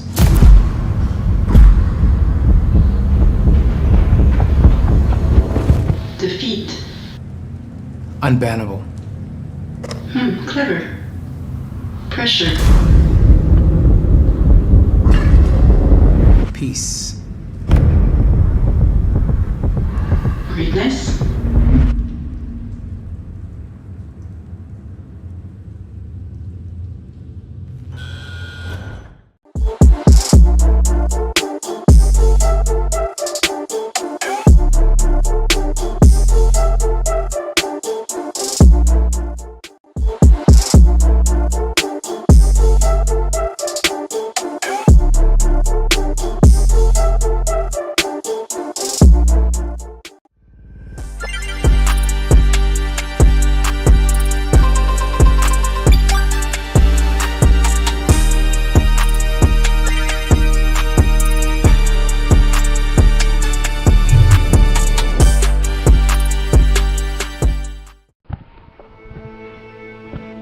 Just a 1 seed and home field advantage in the playoffs. The Harbor Monsters lead 30-9 after 2 quarters of play. Riley Underwood alongside my partners Tom Stocker and Jenner Groff. So far, I mean, pregame we were saying, oh, who's going to run the ball? They have no running backs on their roster. That has not been an issue, to say the least. They have 3 rushing touchdowns already. KJ Felder with 1, Jamal Couch with 2. And Jamal Couch has been a prime-time player in our first 30 minutes of play. He has 2 touchdowns on the ground and 1 through the air. 3 total touchdowns. And boy, has he been huge. Mr. Short Distance, you're right near the goal line. And I was told this morning by Sosa Maxwell, or actually Javante said it on our radio interview this morning, he's always begging for the jet sweep. He's always begging for it. Well, why not? It works for him. Yeah, I mean, why not? Traditionally, you don't see a running back who's 6'5", 6'6", but Jamal Couch just has a knack for the ball and a knack for the end zone. He's already got 3 scores on this early game so far in the first half. The rushing game, an unexpected boost for Duluth. They even had Ladarian McAllister taking a few handoffs. Overall, it has been the rushing game that's given the boost. It's also been the defense. We came in, we knew they led the league in takeaways, and they've had a few of them today as well. How about Shai Hill making his presence, his newcomer presence known, leading the Arena League 1 in sacks and TFLs, and in the first quarter he already had 2 sacks. And so it's like, yep, I'm glad I'm here. And that's the kind of pressure that they were putting on Kolka that made the Lunkers change their offensive scheme, going to more of a running game, and we kind of thought that's what they would do, and that's what they did. Yeah, and I mean, it's been the defensive side of the ball. Shai Hill, he's the one who really sparked that 23 unanswered points for the Harbor Monsters with that safety, picking up his 2nd sack while doing so as well with that. So it's been really Shai Hill, and we've seen the secondary get involved as well. Saw Dante Mason with the interception, and then to end the half right there, Trey Wortham as well. Yeah, that safety forced by Shai Hill made it 9-6 Duluth. That's the score that entered second quarter, and then 21 points straight unanswered so far, and it's been, I mean, pretty good output by the defense, the offense as well. Something that's also been missing from the Ozarks Lunkers offense has been the passing game. Came in Tyler Kolka, this is a new quarterback that's completely changed the offense. He has no touchdowns, 2 picks. And they also, right after both teams surrendered, start of the second quarter, a 4-and-out surrender for the Lunkers, and that's where KJ Felder came in, and I came up with the new nickname. He is now Flash Felder. That's his new nickname? I think it's good. Flash Felder. He may not like it, but I like it. You have my vote. Yeah, my vote. Absolutely. We got your vote, Jenner? Yeah. All right, 3 that matches his number. Why not be Flash Felder? Beautiful jet sweep touchdown for him. No one was catching him. No, in a blink of an eye, he was gone 35 yards, and he just left everybody in the dust untouched for the 6. A bright spot for Ozarks was Brandon Mackey. He had an unbelievable slip and score, escaped a few defenders, and bounced right into the end zone. And he's been doing that, couldn't get into the end zone after the first quarter, but still he's been making defenders miss. That is the focal point of their offense, and that's the focal point of Duluth's defense as well. He is so impressive. I mean, you just don't hit him once and expect him to go down. You got to hit him and then get help, because that's how good he is. He has impressed me more and more from the first game we saw him and this one here tonight. He has been very impressive. Well, if he's going to match last game's performance when these 2 teams met, he'll need 3 more scores on the ground. I don't know if we'll get it, but if he does, that would certainly help the Lunkers' chances of overcoming this 30-9 deficit. Yeah, and traditionally you see a quarterback spy happening, but it's been a running back spy. They've just followed Mackey wherever it's been, whether it's been Sosa, whether it's been Dante Mason as well for this Harbor Monsters defense, and they have all eyes on him as soon as he gets that ball in his hands. Right now, Harbor Monsters with the firm grasp through 30 minutes of this game. We're going to take a quick break, 2 minutes. We will be right back to discuss the game and the other things happening around the league. Your table is waiting at Barker's Waterfront Grill.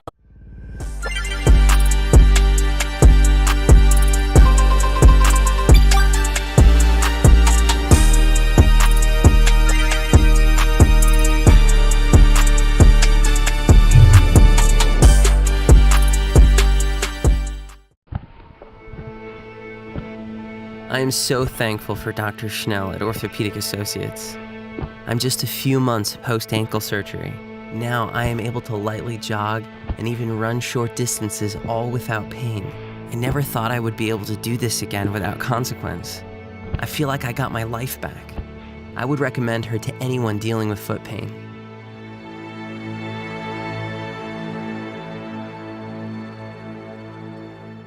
Welcome to Legacy Cannabis, your local experts for all your cannabis needs. Legacy has the largest selection of edibles, beverages, seeds, local pipes. Also learn to grow classes to start your own cannabis plants. Legacy Cannabis. Summer's just around the corner. Hold fast. We got you covered. Earth Rider Beer. Gather responsibly.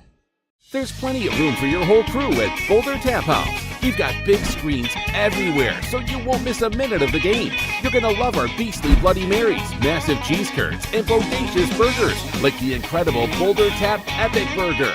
Top it all off with our wonderfully crisp, icy, cold craft beer.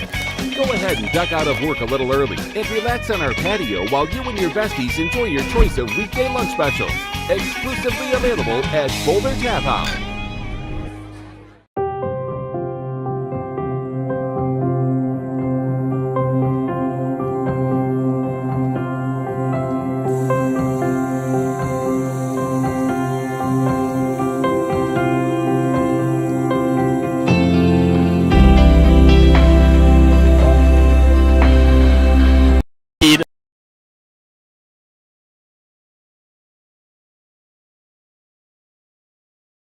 For the playoffs, but don't get too comfortable because my partner Tom just said, they were leading last game when these two teams faced. That was a bit closer, but still, you can't get too comfortable with these Lunkers around. Well, and arena football is made for that. You just don't get comfortable with any lead, frankly. However, they led 31-26. They scored at the very end of the second quarter, and then came the third quarter from Hades. Worst third quarter probably I'd seen them play in a year and a half, and they wound up losing, 62-45. They're getting a little retribution so far, but there's still 30 minutes to play in this game. They've got to hold strong with that run defense. The offense for Ozarks has been the staple. They lead the league in rushing yards and total yards as well. Total yards haven't been coming in bunches so far today, but it's not the only game right now that's taking place in the Arena League. Also, Iowa's on the road at Hot Springs. They're at halftime as well, and the Wise Guys are winning 19-6. That's a team both of these teams are rooting against. They both need Iowa to win if, in the unfortunate case, that they would lose. Duluth, if they lose, of course, if they win, they're going to get the number 1 seed. If Duluth loses and Hot Springs wins, that means they get moved down to the number 3 seed. If Iowa wins, they stay at number 2. For Ozarks, if Hot Springs wins, that means they slip down to the either 3 and even could slip down to the 4 slot based on point differential. And if they lose, Ozarks loses, and Iowa wins, then the Ozarks Lunkers would have the 3 spot. So, of course, that's all unfavorable to your win, and you're in as the number 1 home seed advantage. But it's still something to look out for and makes you really realize you got to control your own destiny. Yeah, absolutely. Control your own destiny. You don't really want to scoreboard watch any other games and focus on the one at hand right now in Duluth. But certainly both teams are cheering for the Iowa Woo. They do have a little bit of a 13-point deficit, but that can be picked up like nothing here, especially in the Arena League. Hot Springs usually strong at home. That's where they are down in Arkansas tonight. So for Duluth, Tom, I'm going to ask you, what do they need to do? Keep stepping on the gas and not let up. Is there anything they need to change up? Anything they need to watch out on either side of the ball? Just keep being prolific? A lot depends on what Ozarks decides to come out and do in the third quarter. Of course, now the Harbor Monsters will have the ball to begin the quarter, but a lot depends. All right, they put a lot of pressure on Kolka. He really struggled, in my opinion, compared to the time I've seen him. And the other thing is the pressure was so quick on him, I think it forced him to pull the trigger early on some passing routes. Then they decided to go to Mackey, and who wouldn't? Question is now, Mackey durable enough? Are they going to, the Harbor Monsters are going to have to find a way to bring him down, because breaks a tackle, breaks 2 tackles, and in this game on a 50-yard field, he could be gone before you know it and get them right back in this game. So that's what I'm looking at the Harbor Monster defense having to continue to do what they've been doing, making some adjustments. And for the Harbor Monsters, offensively, I think this has been one of their better offensive games in a while. And Javante Johnson, especially that one pass, touchdown pass in the corner to Couch, that was an absolute bullet. You know, everybody talks, and Kolka can throw that ball hard too, but Javante showed me something with that pass as well. Well, Kolka hasn't done it today. Johnson has had a good first half so far. And on Mackey's durability, he has over 120 carries on the year. That's over 40, what the next closest is. So he's been proving durable throughout the season. I got to ask you, I mean, they've been involving Jamal Couch a lot. 3 total touchdowns for him. Time to look at another receiver, maybe Dan Williams get some touches, or are you sticking with feeding the guy who's been feeding y'all game, Jamal Couch? Well, I think the biggest story is all gas, no brakes for the offense. It doesn't hurt to feed the hot hand, but that's the nice thing about this Duluth offense. You got Dan Williams and, of course, KJ Felder. We saw him take that one little toss play for just untouched 35-yard touchdown, but it's got to be, you can just pick your poison if you can feed Jamal Couch, but don't forget about Marcus Sessoms and Ladarian McAllister as well. Marcus Sessoms, that was your unsung hero, Tom. What type of impact does he have? I mean, I know they hit him pretty much every 2-point conversion, 1-point conversion. They're looking at him, but he's a reliable tight end. Well, the reason is everybody pays attention to Couch and Williams. They draw the attention. And then here is Sessoms, who I've kind of called, with my baseball background, he's kind of a utility infielder. He even played center, even in that game against the Ozarks. He's just not something that everybody points to. Well, you got to stop Williams, you got to stop Couch, you got to stop Javante Johnson, you got to stop Felder. Now you got to stop Sessoms, and that is a big reason for the success tonight. And he's just, I called him my unsung hero in the game against Eau Claire, and it wound up on his Facebook page.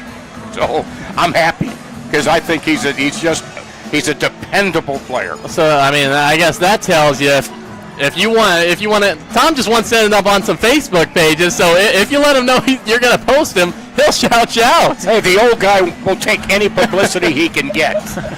So we know the Lunkers have to shut down the passing game and also the rushing game that we've seen they can play with, even the wide receivers. What do they need to do on offense besides limiting the turnovers to get back in this ball game? Well, I tell you what, the first thing I've thought about is any team that has Tyler Kolka and Brandon Mackey, I don't rest easily at all.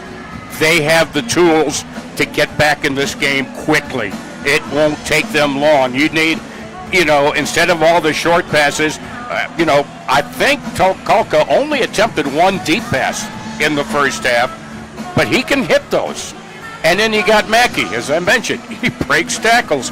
With those two weapons, not too many leads are safe. And I say that as a compliment to those two players. Well, we'll be back with the full second half coverage. As of now, Duluth leading 30-9 for Tom Stocker. Jenna Graff, I'm right.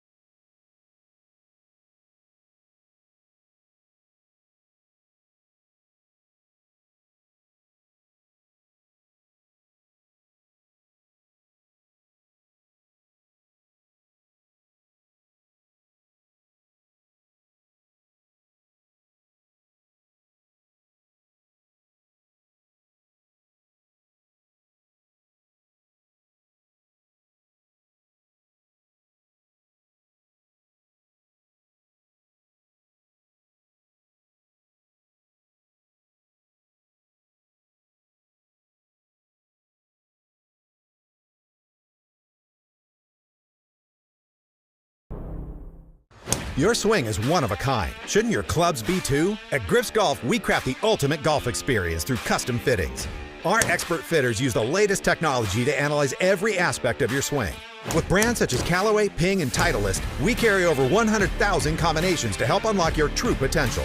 From shaft dynamics to head design, we create clubs uniquely tailored to you. Stop guessing and start crushing with equipment as exceptional as your game. Bring your Ozarks Lunkers ticket for 10% off a full bag fitting.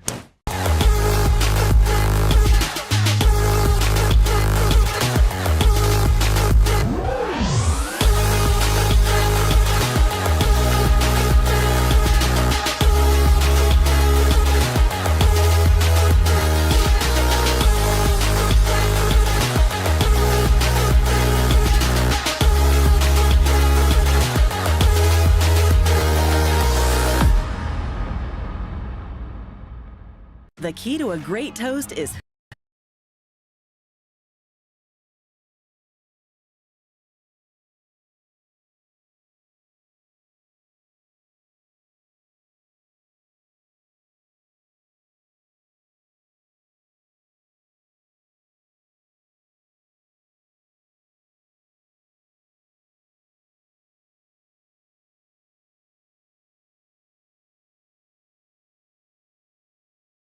in Duluth, Minnesota.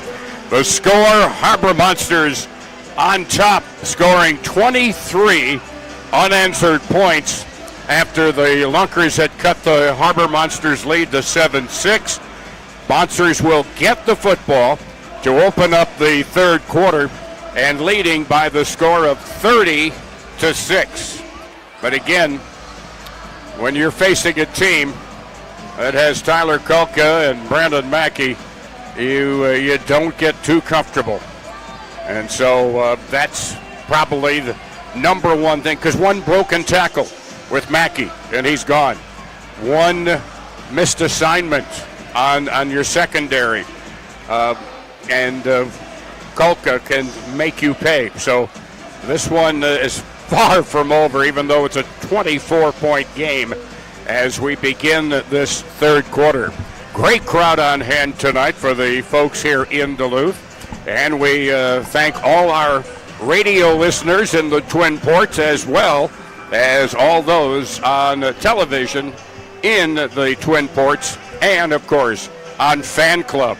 Hey, don't forget, get the Fan Club. Hey, there's still going to be playoffs. Get your Fan Club app at FanCLB. Look up that. You can get it on either your Android or your iPhone, and you can get up-to-date stats, the standings, and you'll be able to find out just how the playoffs will stack up when we get ready for next week, 1 week from tonight. And the Harbor Monsters certainly hoping that this lead holds up, and we'll be back here again next week. But going to be interesting to see what the Lunkers do offensively when they get that first drive. Yeah, I think it's going to be, we saw a lot of it in the first game way back in week 6. It was a lot of quick diamond, just dump right over the middle or in the flats. Let your athletes make plays, because Kulka, he hasn't had a lot of availability for the downfield ball, and so far he's resulted in 2 interceptions when he's tried to go downfield, and he's had another incompletion with a miscommunication to his receiver as well. So maybe just some little crossers over the middle, let your athletes make a play, because you got lots of them on that roster, whether it's Matt Rush or even Ray J. Johnson-Sanders as well. So to begin the third quarter, Harbor Monsters will be going from our right to left for our radio listeners. And Sosa Maxwell is awaiting the throw at the goal line down to our right. And the throw coming up here from Tom Butters. And Butters lets it fly.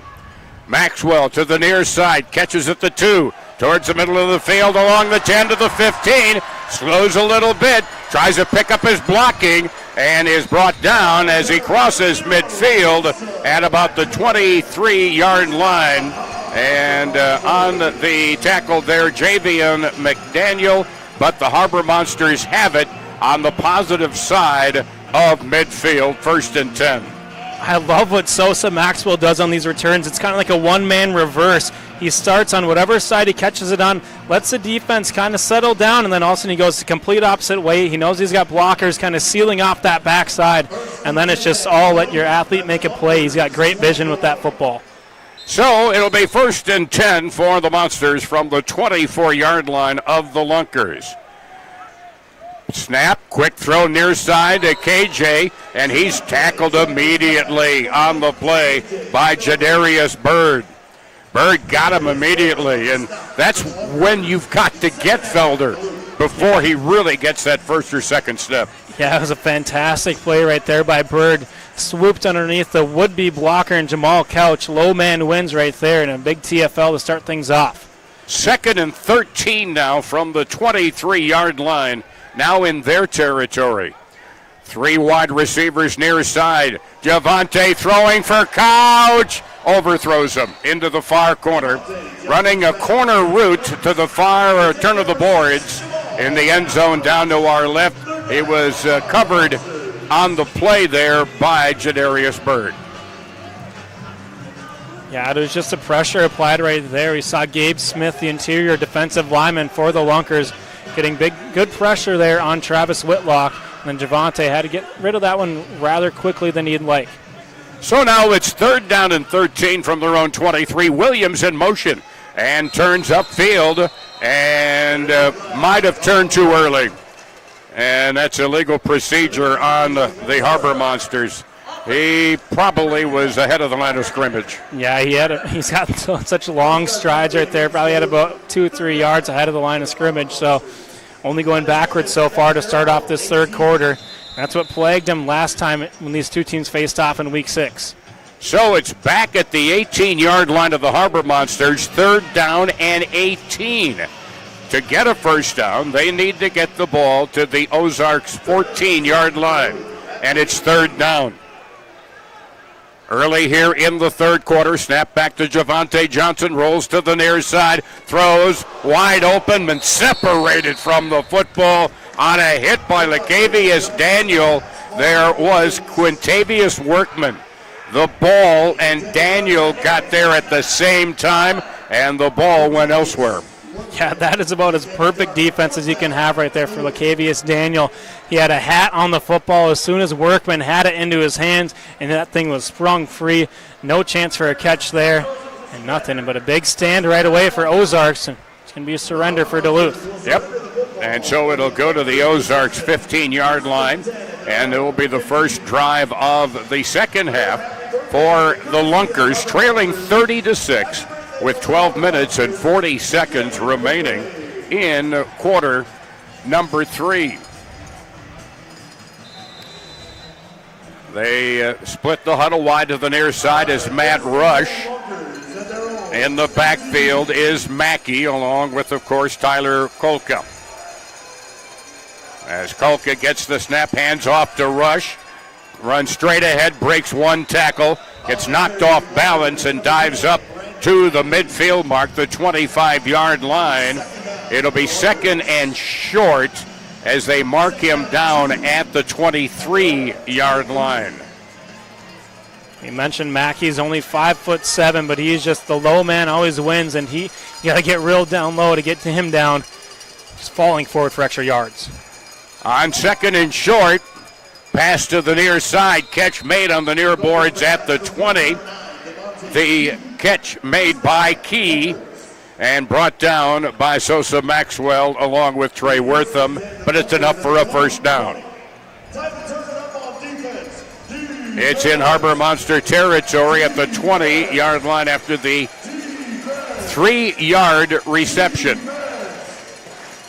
Bad snap picked up by Mackey, and he is brought down for a loss of a yard on the play by Michael Austin Fields. Yeah, just a second bad snap we've seen all day out of Jake Swerple at center.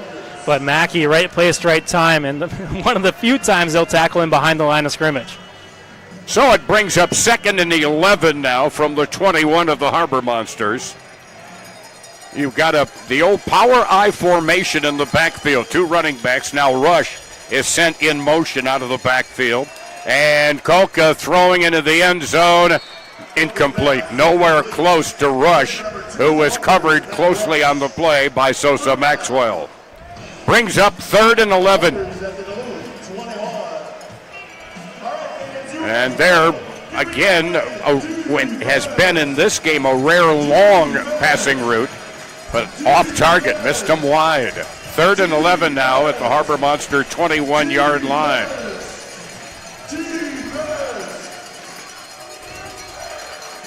Wide out to the near side, in the slot near side, Rush. Snap to Kolka, flush out of the pocket far side, and throws it into the balcony. It deflected up in the balcony. There is a nice souvenir from Benna Ford. And it's going to go to a youngster, and that's the way it's supposed to be. Absolutely. He gets him a size upgrade. He's got the mini football. Now he's got the full size, full edition right from the field right there. But Ozarks keeping their offense on the field right here with this big deficit so far. 4th down and 11. 9:43 remaining third quarter. They trail 30-6. Colcom now redistributing his wideouts. Key to the far side. Rush to the near side. Pass thrown behind, but a nice grab on a pass thrown behind him by Ray J. Johnson-Sanders. It's a great catch by Ray J. Johnson-Sanders, but even better defense by Dante Mason. He had him wrapped up as soon as he came away with that football and didn't allow him to get any further than that as soon as he caught that ball, and a turnover on downs for Ozarks. It'll be at the Harbor Monsters 14-yard line. They picked up 7, needed 11, and it'll be a Big Apple Bagel 1st and 10 at the Harbor Monsters 14-yard line. Neither team with any points on the board here so far in the third quarter. Javante has Williams. He'll go in motion, wide out on the near side. KJ now in motion. Yo-yo's back to the near side. KJ throws, catch made by McAllister at the 15, brought down at about the 17-yard line by defensive back Brock Carter, who the first time we played the Lunkers, he had 7.5 tackles. Yeah, just a good open field tackle right there, but you got to give credit to Javante getting that sidearm arm slot, getting the ball out with pressure in his grill, and finding McAllister for just a short game, but it's positive gains. 2nd and 7 now from the 17. In motion, far side, that's Couch. Now a long pass into the far corner, looking for Couch. No. He had some room behind the defender on the play, and that was Jacqueline Jackson, a defensive back. But the pass was not on target. Yeah, if that one would have been on target, Jamal Couch would have found the end zone through the air for the second time and his 4th overall touchdown on the night. Javante's going to be kicking himself a little bit for that one, but now a big 3rd down. You don't want to send the defense back out there with a short rest once again.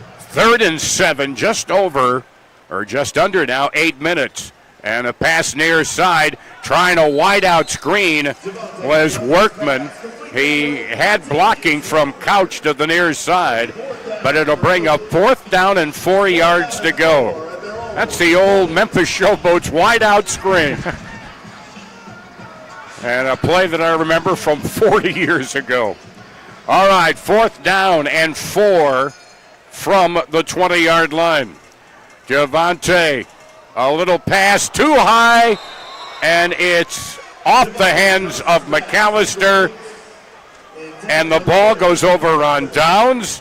Back-to-back downs for both teams. Let's send it down to Riley. Here with a very special guest, we got Letitia Johnson here, mother of Harbor Monsters quarterback Javante Johnson. You come to all the games. What's your favorite part of watching them? Watching him do what he do best, quarterback. That's what I love. He's been doing it since he was literally 6 years old. And he's winning too. From football to basketball to baseball. He done broke records since 6 years old. Like, yeah, he's just an all-around sportsman, an all-American, they used to call him. All-American sportsman. Yes, awesome. I love him. So, what makes you the proudest watching him out there, leading the team to these victories, #1 spot right now? His leadership skills. He's an awesome leader. He's very manable, very respectable. I don't know. Take charge type guy and do what he got to do on the field. And I know you got the Fever jersey on. You might be running up a Fever. I see you sprinting up and down the sidelines, getting the best angle. You get a workout. I'm excited. Yes, I get a workout watching him play. It's like it's such an exciting, a good, proud mother moment. Y'all could never, I don't know how to explain it. The joy my heart feels. All right, we're excited down here. I'll send it back to you guys. All right, the handoff goes to Mackey. Cuts right, then back to the left side, finds room, and brings it down to about the 8-yard line. Tackled by Sosa Maxwell, where it'll be 1st and goal. Also on the tackle over there, that looked to be Quintavious Workman. So the ball's at the 8. A 12-yard run there by Mackey. And it's 1st and goal, just under 6 minutes remaining. Snap back to Kolka. Intercepted to the 25 and going all the way. Dante Mason. Dante Mason about 45 yards on the return. The defense strikes again. How about that? They try getting a little tight end dump over the middle. Kolka lofted that one up with pressure coming. Dante Mason says, I'll take my second pick of the day, and I'll find the end zone as well with this one. A big-time score by the defense right there to extend the lead to 30. And it was from the 5-yard line, a 45-yard pick six for Dante Mason. And it makes it a 30-point lead pending the point after, 36-6. Harbor Monsters will look for two here on the conversion. Williams wide near side, slot both Couch and Felder. Johnson under pressure and throws it away. Getting a lot of pressure there, got rid of it. The pressure by both Daniel Charles and Craig Travis. No good on the point after. So 4:49 remaining third quarter. And so neither offense has yet to score in the quarter. No, but we mentioned it in the first half and in the pregame. Coach Tony O'Neill loves it as defense picks up points for his offense. They don't always put up the most offensively, but that defense, whenever they can score, that's just a huge rest for the offense and a huge play right there for Dante Mason when it seemed like the Lunkers were on the front doorstep. Well, that's the Harbor Monsters with a chance to go 6-2, an offense that's fifth in the league in total offense. So numbers do lie every so often, but also that defense overall third best in the league. Numbers do lie, but defense do win championships. Yes. And that's why there's one hanging right here in Duluth and trying to get number 2 in the first 2 seasons of the Arena League.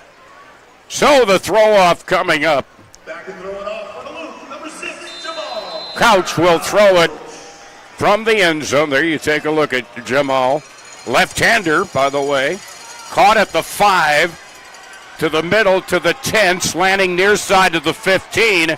Brought down across the 20-yard line is Key. Tackled on the play by Lavelle Spruce. And shaken up on the play is Brandon Mallory. And we have an Orthopedic Associates injury timeout. Here comes Betty, the trainer, heading out there to see what she can do to aid Baron Mallory. By the way, the drive will begin at the Lunkers 21-yard line. First down and 10, 36-6, with 4.5 minutes remaining here in quarter number 3. So, all right, getting up there is Baron Mallory, but Riley, let's send it down to you, bud.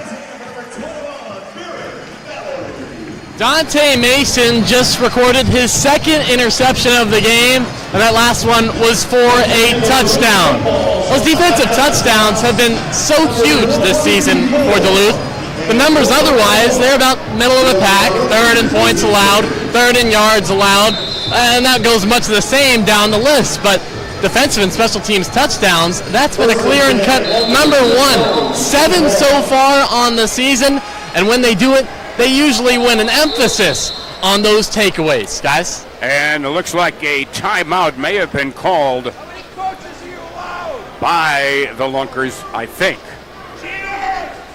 And the injured player, by the way, was Baron Mallory, number 21, and there he is walking along the far boards there, not getting to the bench quite yet.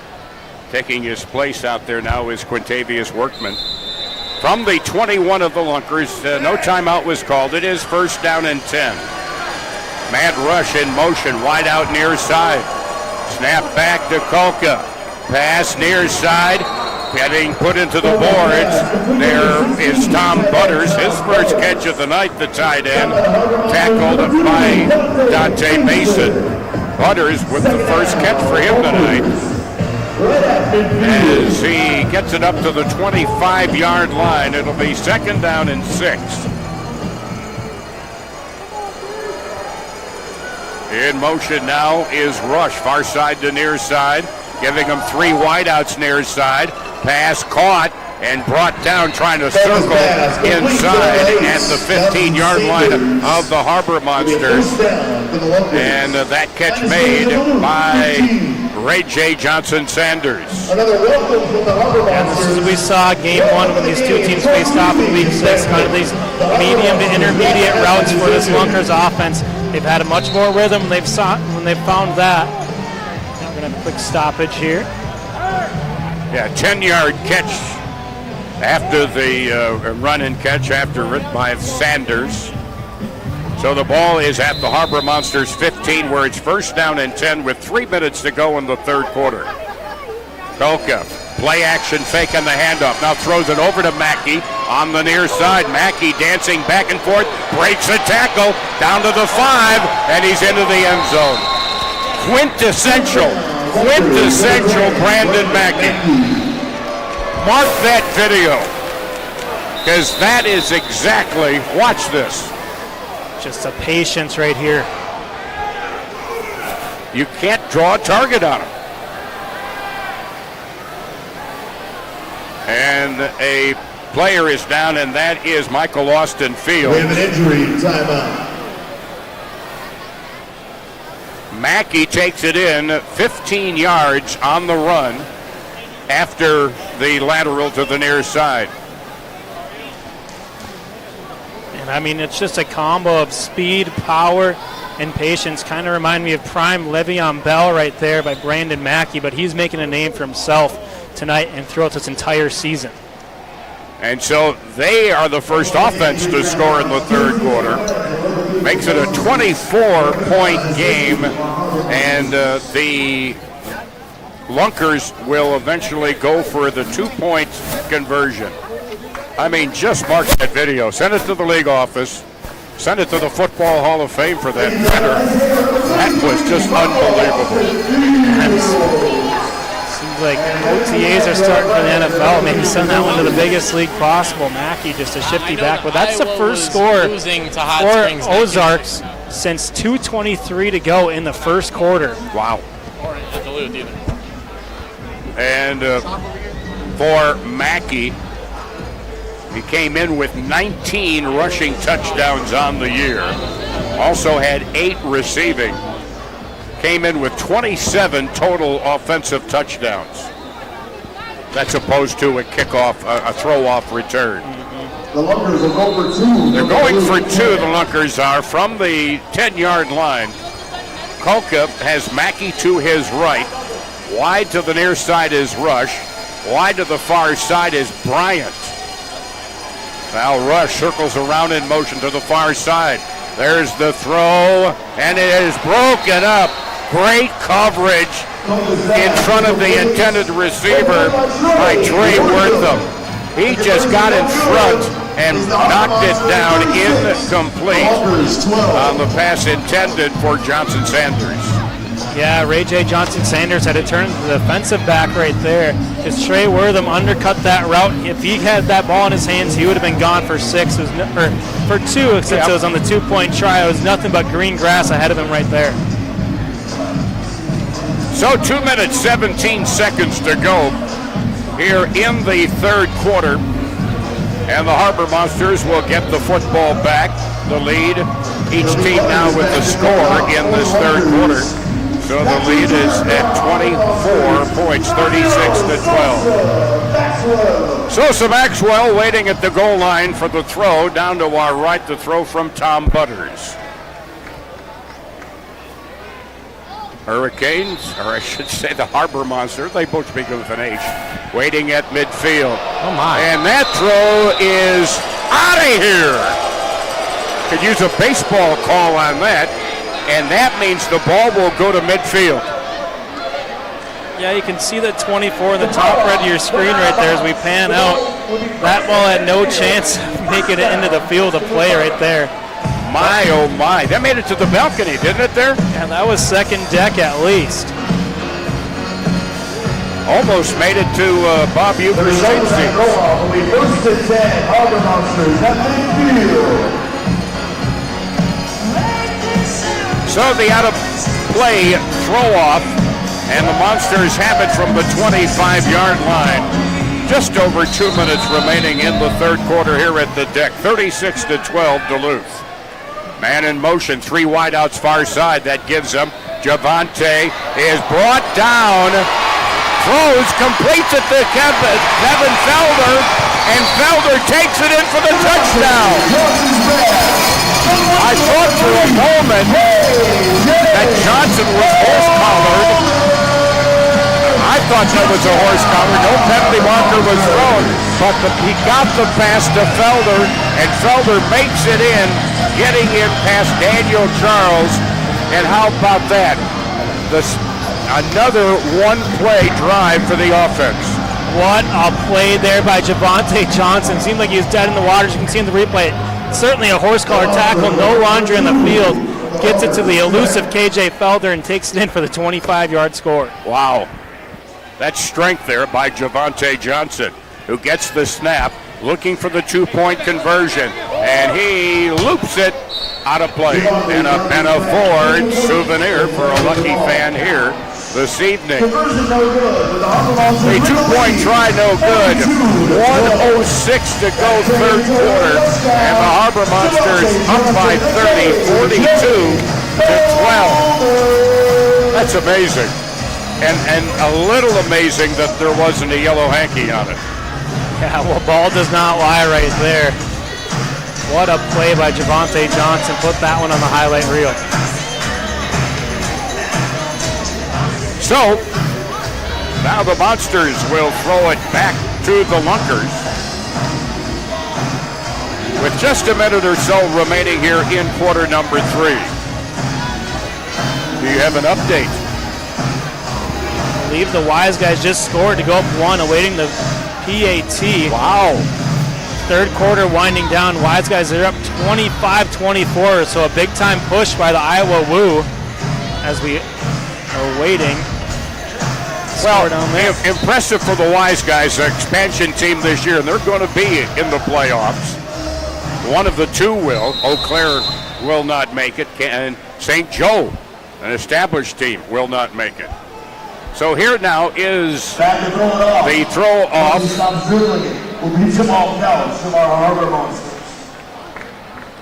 They need a new football, and they get one. And a youngster gets a new football there. I love it. I love it when kids get the football. Kid will take it home and sleep with it tonight. Now the left-handed throw by Sosa. It bounces along the boards and bounces out of bounds before Devontae Key can get there.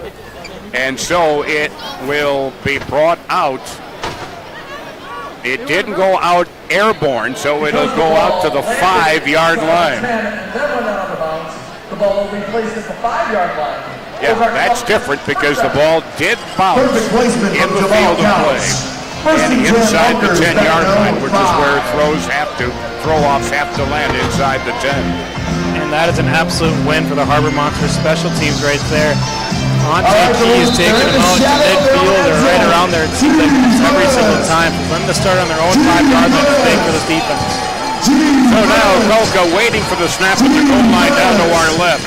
Fades back into the end zone, throwing deep down the near side and overthrows Emery Bryant Jr., who was covered stride for stride by Trey Wortham. Second down, Lunkers. And right now, the passing game's just not hitting on too many cylinders. No, and especially that deep ball threat has been an element that their passing game has been completely missed on so far in this game. So it brings up now 2nd and 10 from their own 5. Handoff inside. Getting stopped for a moment was Mackey. Doubles back and he's open. 10, 15, 20. One man to beat. And guess what? He takes it all the way. Unbelievable. A 45-yard touchdown run by Brandon Mackey. It looked like he was stopped cold. All of a sudden, he bounces out and takes it all the way. Watch it on the replay. Yeah, he was plugged up there, but then broke a tackle by the 1-yard line by Mason, and then the only man back was Wortham. Brandon Mackey is a walking highlight reel whenever he has that football in his hands. And a huge score and trying to give his team some momentum going into the fourth quarter as time expired to the third quarter, but a huge run there. And again, they're looking for the two-point conversion, are the Lunkers. Mackey to the right of Kolka. Kolka drops back, throws, overthrows everybody in the end zone. Man rush may have been. This is the end of the third quarter. That is the end of the third quarter. The Harbor Monsters. Yes, it's the Harbor Monsters.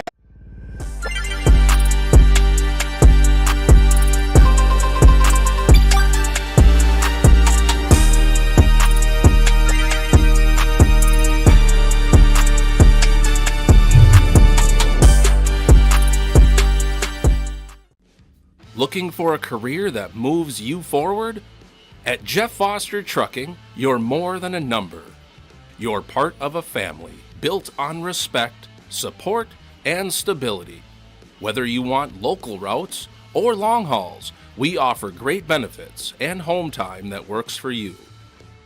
Apply today at jefffostertrucking.com and drive your career forward.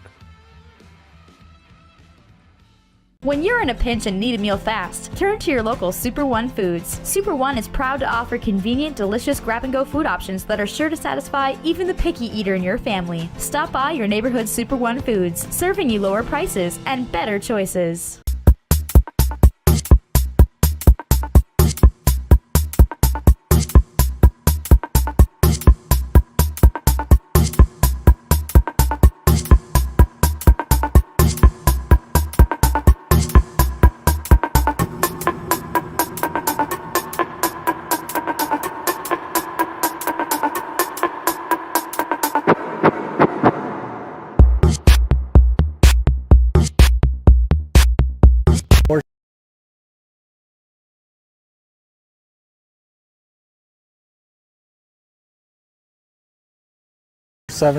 and schedule a free in-home consultation.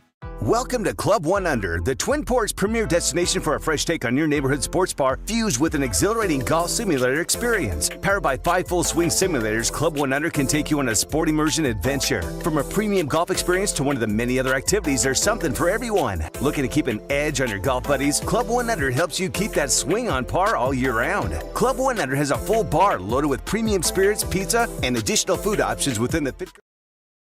Well, we're heading to the fourth quarter. 42-18 Monsters, but putting on a show. Actually, both teams offensively, but what a show by Brandon Mackey. 3 touchdowns tonight. He had 4 the last time. 7 touchdowns now against the Harbor Monsters. Yeah, Mackey doing whatever he can to keep his team in this game right now. He got quite a hill to climb right now, trailing by 24 points going into the fourth quarter, but if you get the ball to Brandon Mackey, you better send your entire team to wrap him up and some, because he is one tough cookie to bring down. I thought they were having a golf event. Are those golf balls or wiffle balls? No, those are marshmallows. Oh, marshmallows!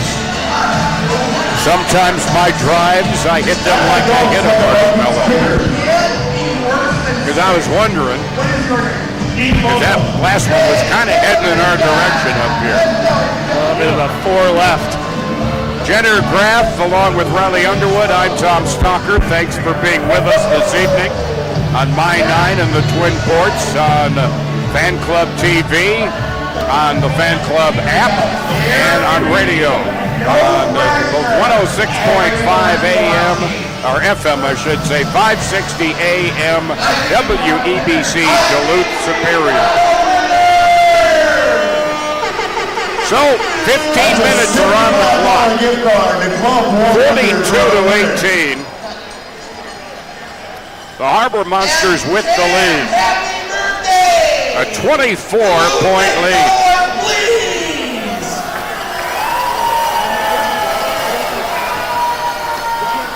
This will be a throw-off for the Lunkers from now. They're going from right to left. Butters will throw, and Sosa Maxwell waits at the goal line down to our left. Oh, very nice. Very nice. All right, they put the end boards back together down there at the end zone to our right. And the throw going this way, and that's into the balcony. That was right down below us. Yeah, we saw some golfers hit some up here with another 4 left on the throw-off right there by Butters. So it'll be at the 25. That's 2 throw-offs in a row that have gone out of bounds for the Lunkers. So it'll be at midfield at the 25-yard line, first down and 10. A Big Apple Bagel first down for the Monsters, leading 42-18. So Javante, 2 wideouts to the far side, and there'll be a third as Couch is in motion. Rolling to the far side, Javante throws, diving catch, Williams. Yes, he makes the catch. Makes the catch at the 15-yard line, a 10-yard catch, as Dan Williams had to go down towards the turf to catch that low throw. You just got to throw it in the vicinity of Dan Williams, and he will come away with that football. Just a great route right there. Got past the sticks, found the soft spot in the zone in the defense, and a great catch as he was falling down to his backside by Williams. Another Big Apple Bagels first down from the 15 of the Lunkers. In motion, Couch to the far side. Javante pump fake, throws for Jamal and overthrows it out of play in the far corner of the end zone down to our right. It'll bring up 2nd and 10 now from the Lunkers 15-yard line. And the Harbor Monsters 14 minutes away from perhaps clinching the number 1 seed in the playoffs a week from tonight. They'll play the number 4 seed. The 2 and 3 will play each other at the home of the number 2 seed.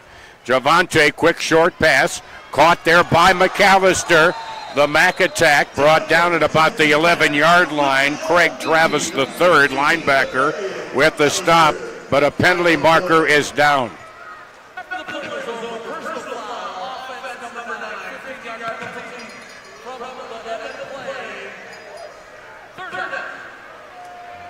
Personal foul against Duluth. Wow, personal foul called on Sessoms. And so it was a 2nd and 10 from the 15. It'll go back to the 25, and it'll be 3rd down. It'll be 3rd down and 20 yards to go. Ball back at the 25-yard line. In motion, Williams, far side. Snap goes back to Johnson. He's in the grass, but throws, and it's picked off. Diving pickoff by Kalen Jackson. The pass intended for Jamal Couch on the far side inside the 15-yard line. First turnover for the Harbor Monsters tonight. Yeah, Johnson's trying to make a play right there to avoid the sack. But someone you just want to hold on to, maybe just take a surrender there. Tony O'Neill out to talk with referee Josh Thoreau, but the conversation is short-lived. And so this will be 1st down and 10 for the Lunkers. Was that 4th down? Oh, interception, of course. What am I thinking? Well, just about as good as a surrender right there, though. They take over on the 15. Yeah. In motion, barely staying on side is Bryant. Long throw, over the shoulder catch in the end zone. Touchdown, Matt Rush. Rush was all by himself. Nobody was covering him. Wow. Yeah, Trey Wortham was the one guy who was in coverage right there, but lost his footing around the 15-yard line. And all he had to do is find Rush to get him in the end zone, and a great job there. The first deep ball we've seen Rush and Kolka connect on, and a big one here for the Lunkers. 35-yard catch by Rush.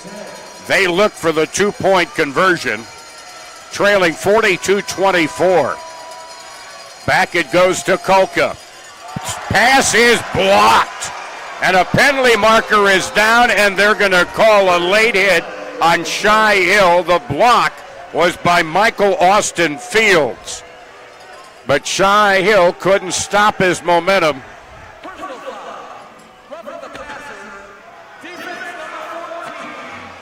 Yeah.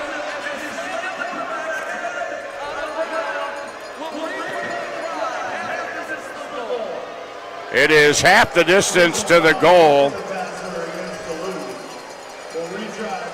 Roughing the passer.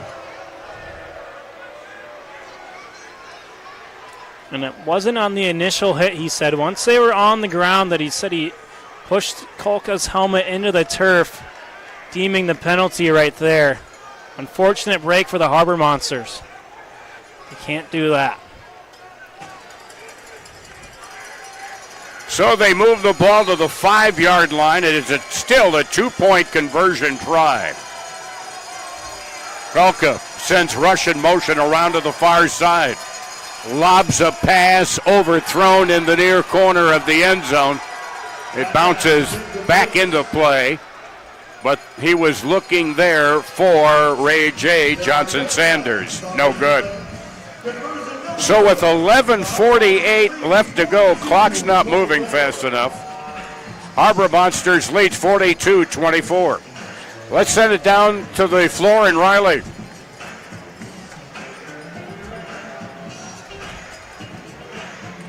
No one's ever happy with the referees. In my pregame interview with Coach Tony O'Neill for Duluth, he said, well, I think this one's going to be better because last time we played, it was 7-on-11, referencing the Zebras in the white and black.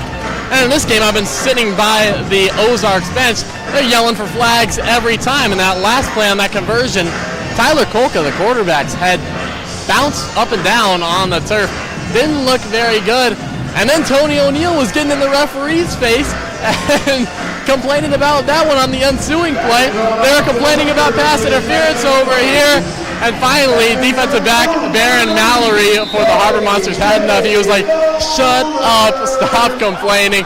So, okay. I mean, if you're a referee, you just got to have thick skin because no one's going to be happy with you. Butters just threw it intentionally up into the balcony. And so it's like they're saying, all right, take it up the 25-yard line. They don't want to risk a return? Or what? That's 3 straight throw-offs that are out of play.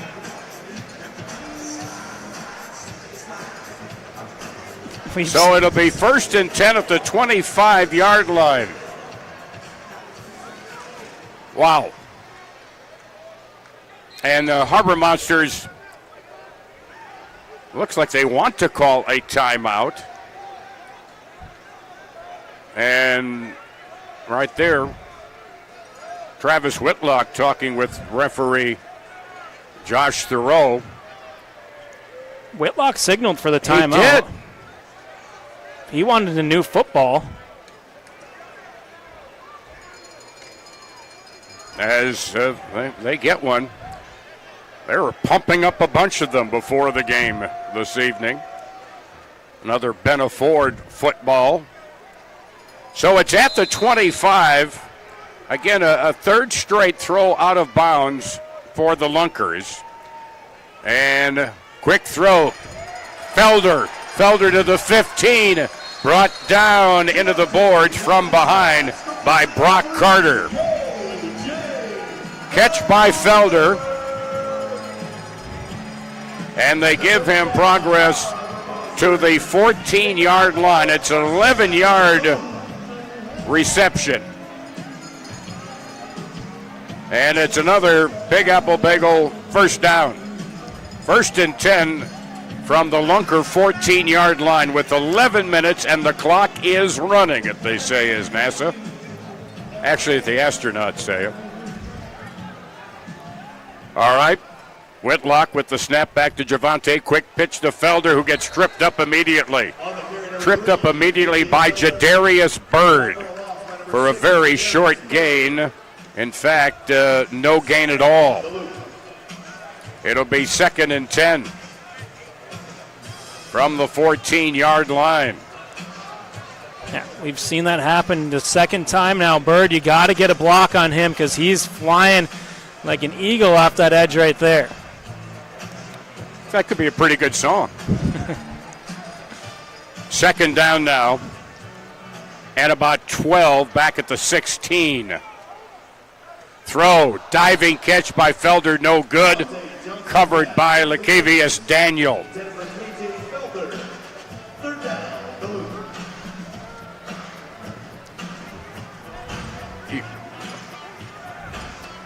And so it's back at the 16-yard line, 3rd down, 12 yards to go.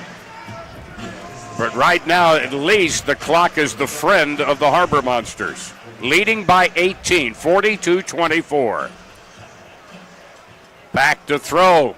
Pass caught to the 10, to the 5. Touchdown, Felder! He broke a tackle on the way. 16-yard score by Kevin Felder. KJ does it again. Touchdown, Harbor Monsters. Well, he's got number 3 on his jersey. You can call him KJ3. It's his 3rd touchdown of the day. Breaking tackles left and right and extending the lead, and a much-needed score right there for the Harbor Monsters. Brock Carter had the best shot at him, but could not stop him. A 16-yard touchdown reception for Felder. Flash does it again. Harbor Monsters looking for 2 on the conversion, leading 48-24.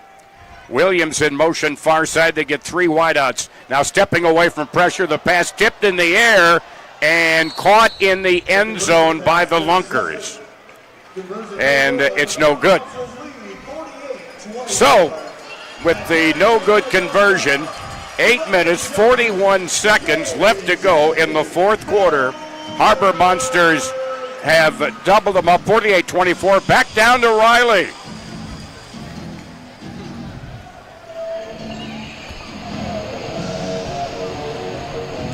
Go ahead, Riley.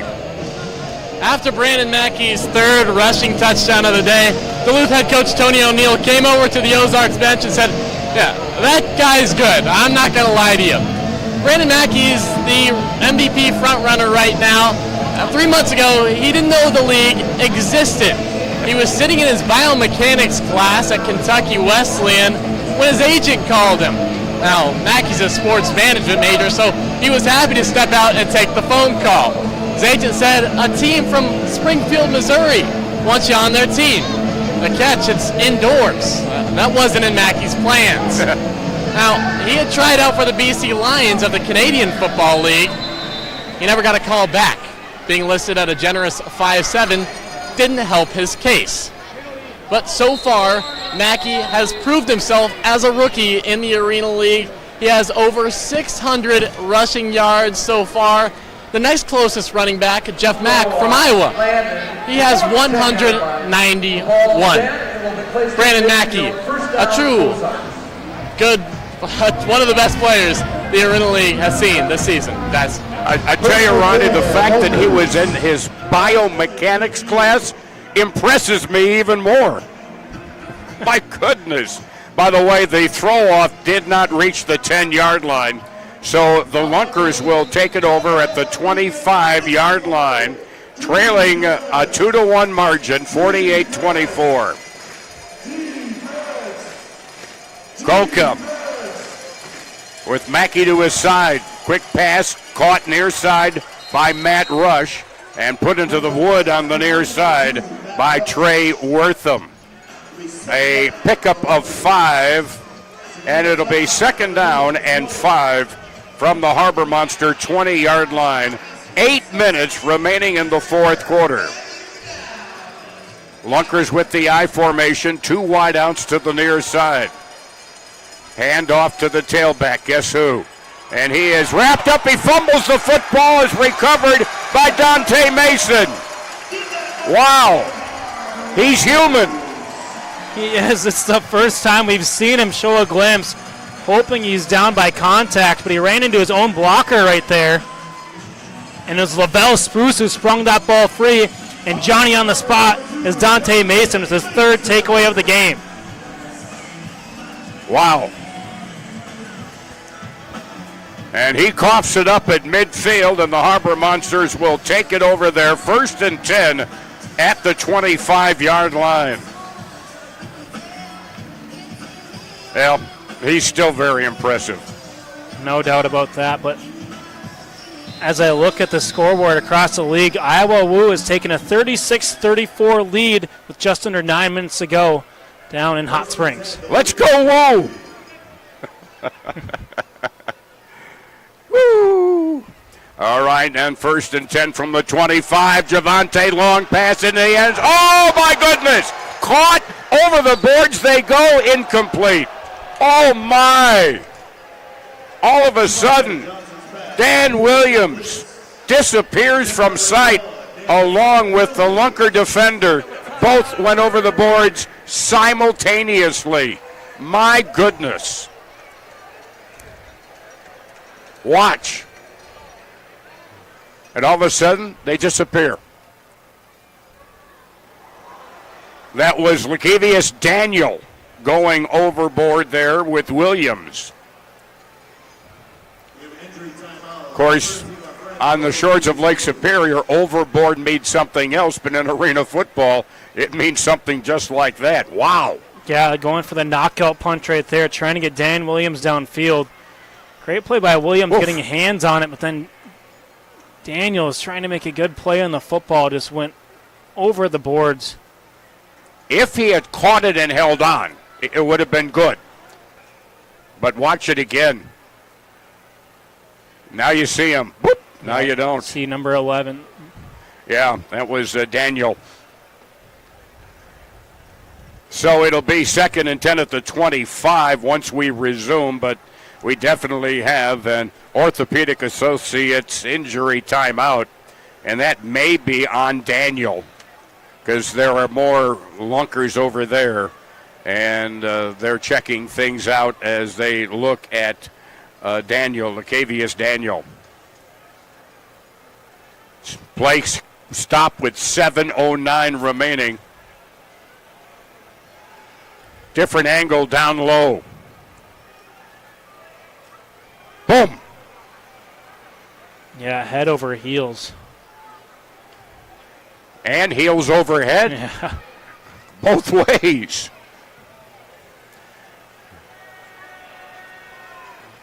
Well, we haven't seen any activity, and they're still looking at whoever it is still on the deck. And I'm talking about the DECK, not the DECC. Or I guess they are on the deck at the deck, for that matter. But hopefully Williams is okay, and along with Daniel, Lakevius Daniel, as the crowd has kind of hushed. And that's the action you'll see in arena football.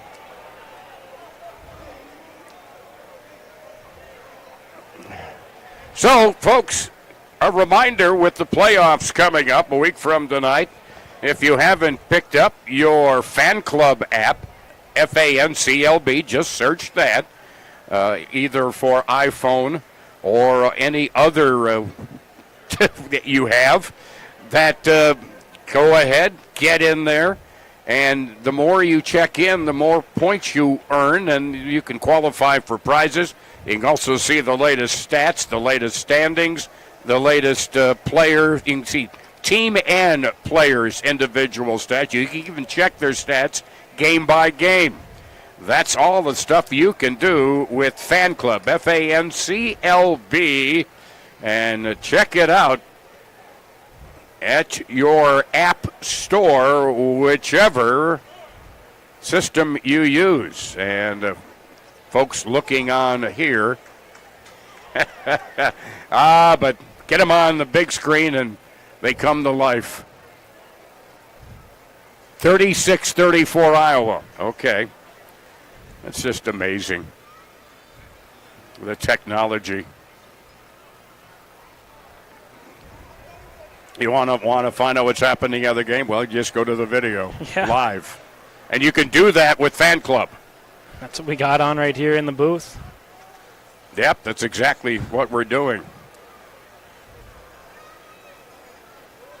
As we continue, and all we can do, they're looking over the boards where that play happened, and I don't believe either one of the players has emerged.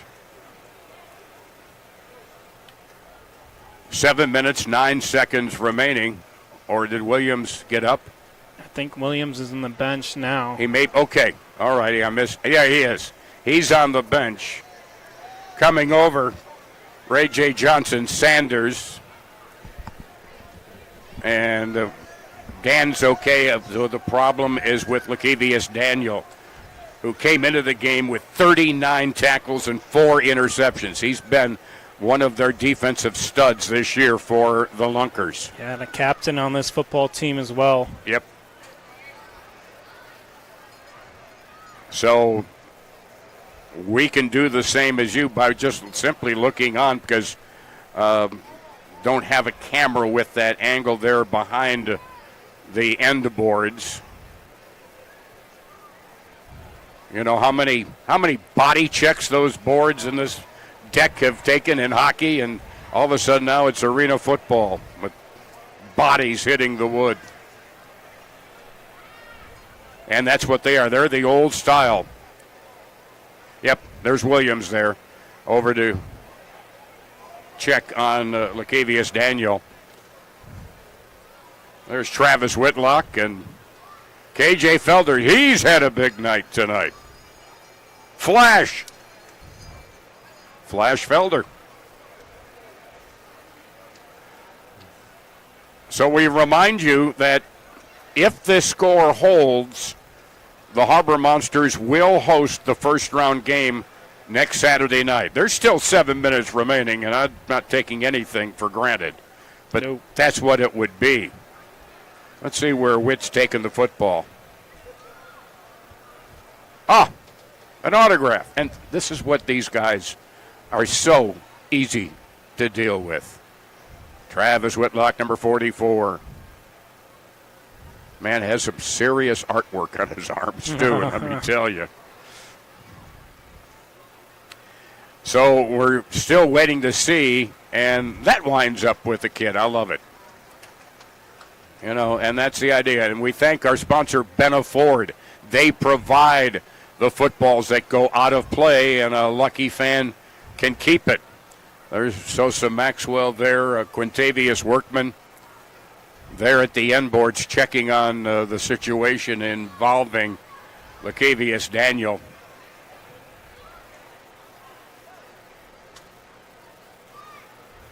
I know, but and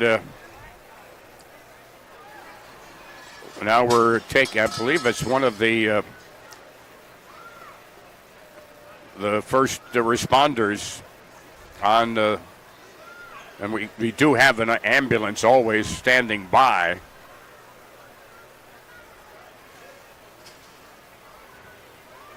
And it's, I don't know whether his helmet came off and he struck the concrete deck there head first.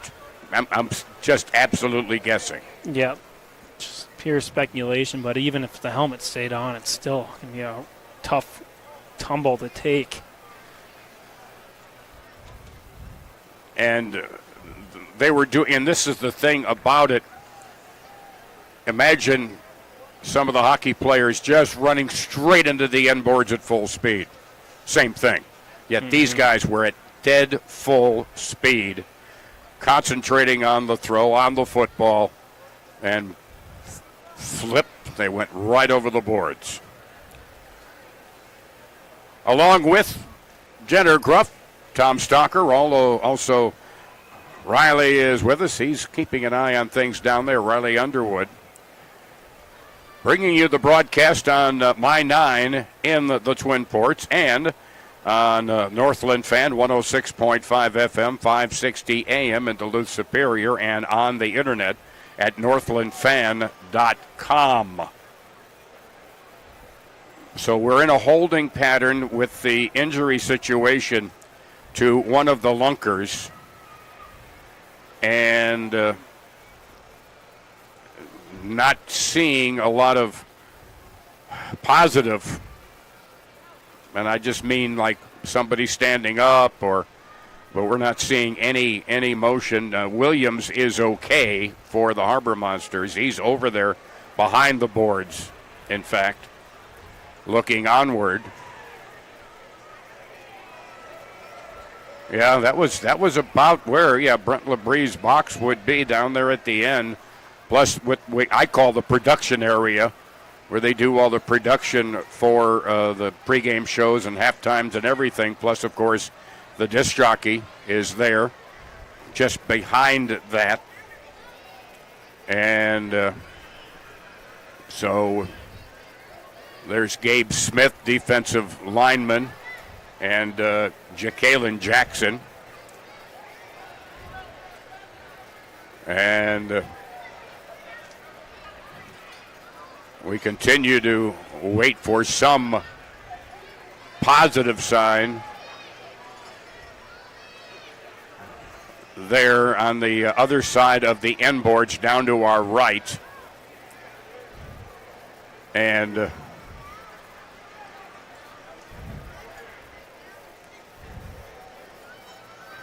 that was a 2nd and 10 from the 25. No. Yeah, it is. 2nd and 10 from the 25. That's what the down marker still says at the 25. So is it now second? I don't know. I think so. I didn't mark down what the play was on 1st and 10. I think it was because the throw-off was out of bounds. Throw-off was out of bounds at the 25, 1st and 10. For the fumble. So there's 7:36 on the fumble. Okay.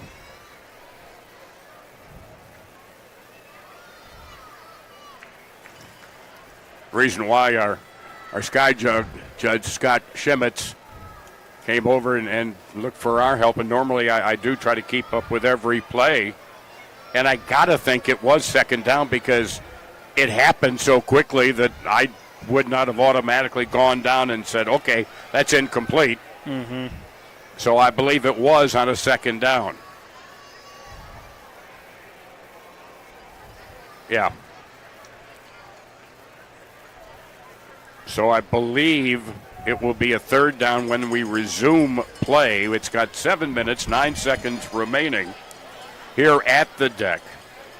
And we're in a hold with possible injury to the Lunkers. Lacavius Daniel.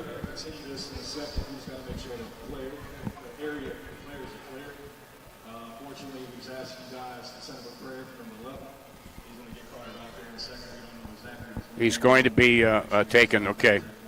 He's going to be taken off on a stretcher. That's the first word that we have heard. Referee Josh Thoreau's over there as well. But, yeah, it's obviously a little more serious than we thought. And we wish the best for Lacavius. You don't want, these guys play hard. And injuries happen. Mm-hmm. But, you don't want anything serious. It kind of makes everything in a completely different light. Still 36-34. How much time left? 3:47. The Woo with the football. Well into Hot Springs territory. Okay. And that's in Hot Springs. Hot Springs coming into the game this evening in 4th place at 4-3. They've won 2 of their last 3. Iowa is 1-2 in their last 3. They're 4-3. Harbor Monsters staff, if you have a vehicle parked at door 6, please move it. We're going to take a look at the play once again and also see if we can catch a glimpse of the down marker as well. Oof. Wow.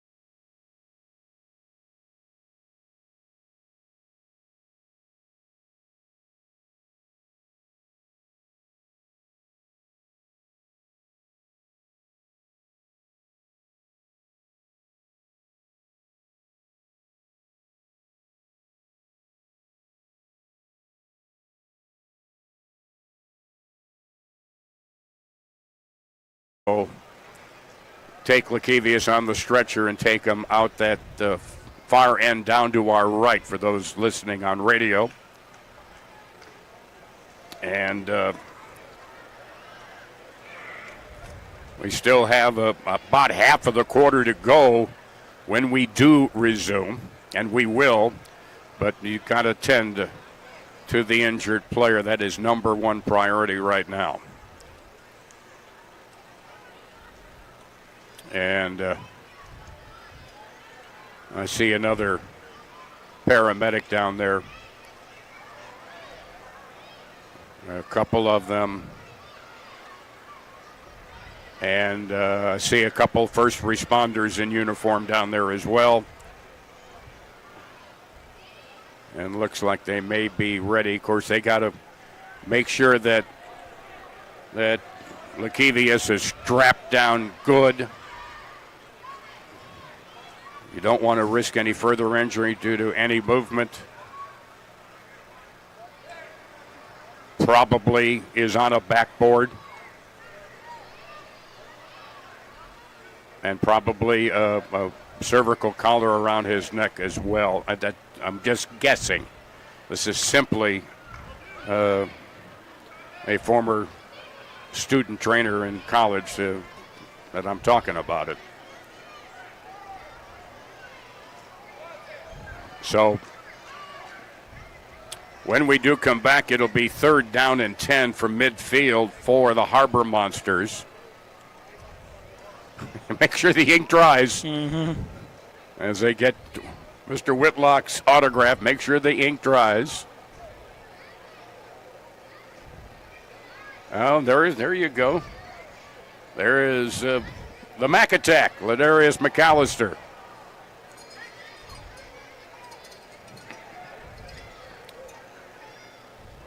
And a lot of the fans have stuck around, which is good.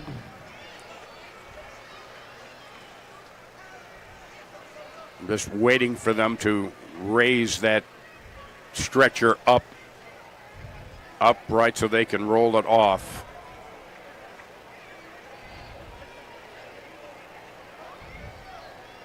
And again, all this happening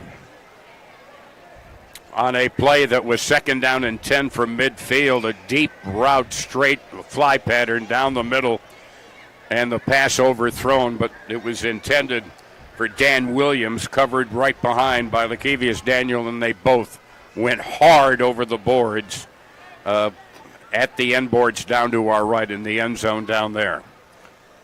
As I turn to the Hot Springs game, Iowa Wu turned over the ball inside the the Wise Guys 5-yard line, and then a tipped pass interception returned back to the 1 for the Iowa Wu with 1:40 to go and a fresh set of downs to try and get into the end zone.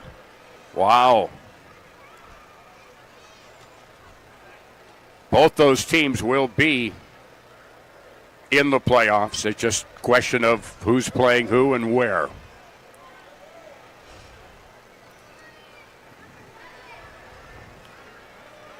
So a lot of the Harbor Monsters just kind of getting their legs loose right now, waiting for the medical attention for Lakevius Daniel.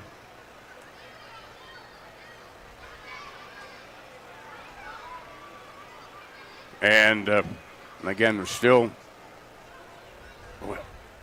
Well, now I see the backboard. I see that. And they're getting that down now. So there's still going to be some time in this process. The first responders working on the situation.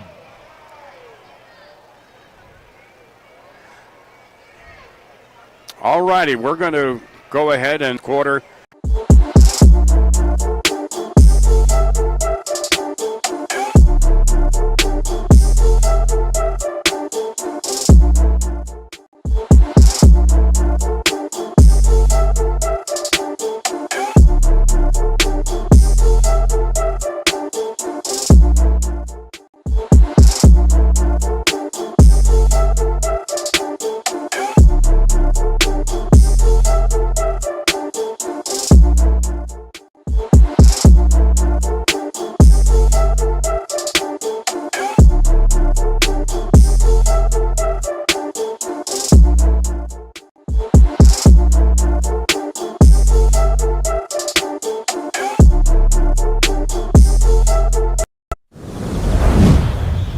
That's the spot.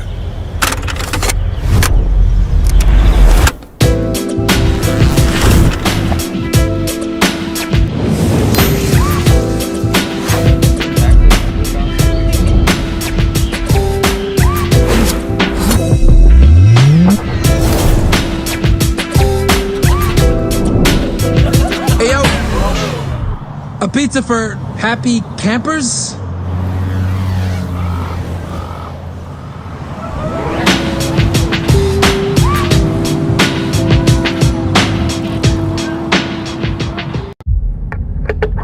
Jump psychological assessment in progress. Subject 003, Jonathan J. Kabongo, 28, tactical fitness trainer, Toronto, Ontario. Confirmed. What will follow is some simple word association. For example, I might say strength, and you might say Rest.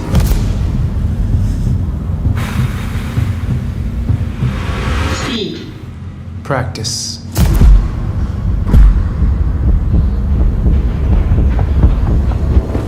defeat. Unbannable. Clever. Pressure.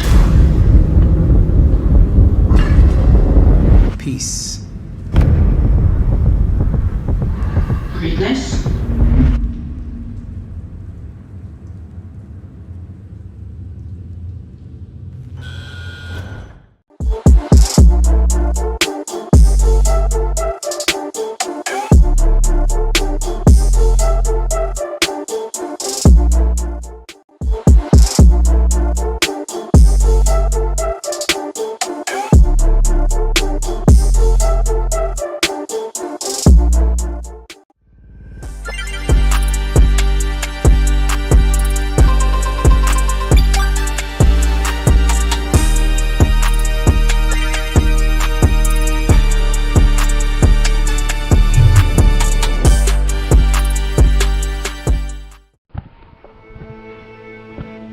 I am so thankful for Dr. Schnell at Orthopedic Associates. I'm just a few months post-ankle surgery. Now I am able to lightly jog and even run short distances all without pain.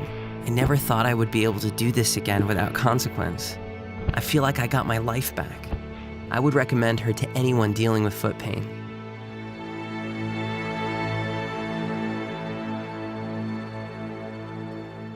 Welcome to Legacy Cannabis, your local experts for all your cannabis needs.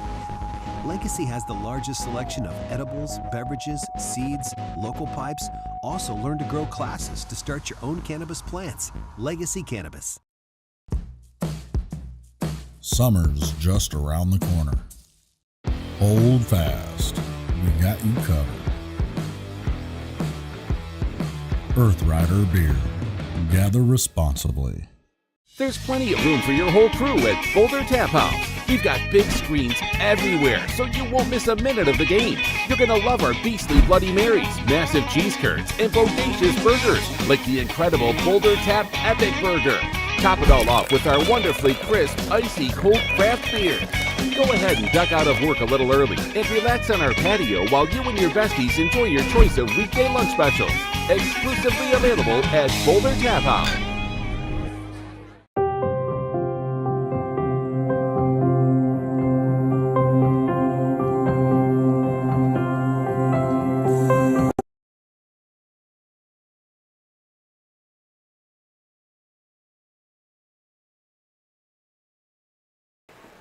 The virtual onside kick rule.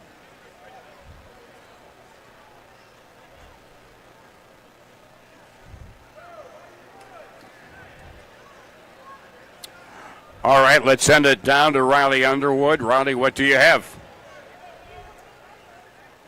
All right, we'll get back down to you in just a little bit. As the ball at the 25-yard line, it'll be 3rd down and 10 for the Harbor Monsters. All right, ladies and gentlemen, play resumes here in the fourth quarter. Harbor Monsters 48, Lunkers 24. 3rd and 10 for Duluth at midfield.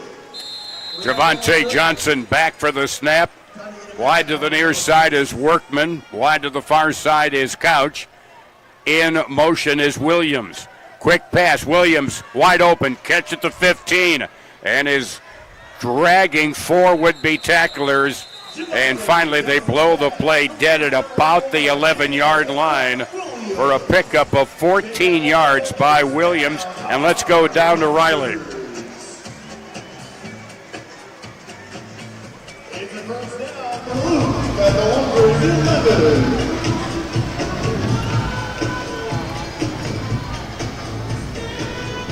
Go ahead, Riley. Yeah, pretty scary stuff, guys. Lakevius Daniel, the team leader in tackles and interceptions, the ones that flipped over the wall with Dan Williams. He was down.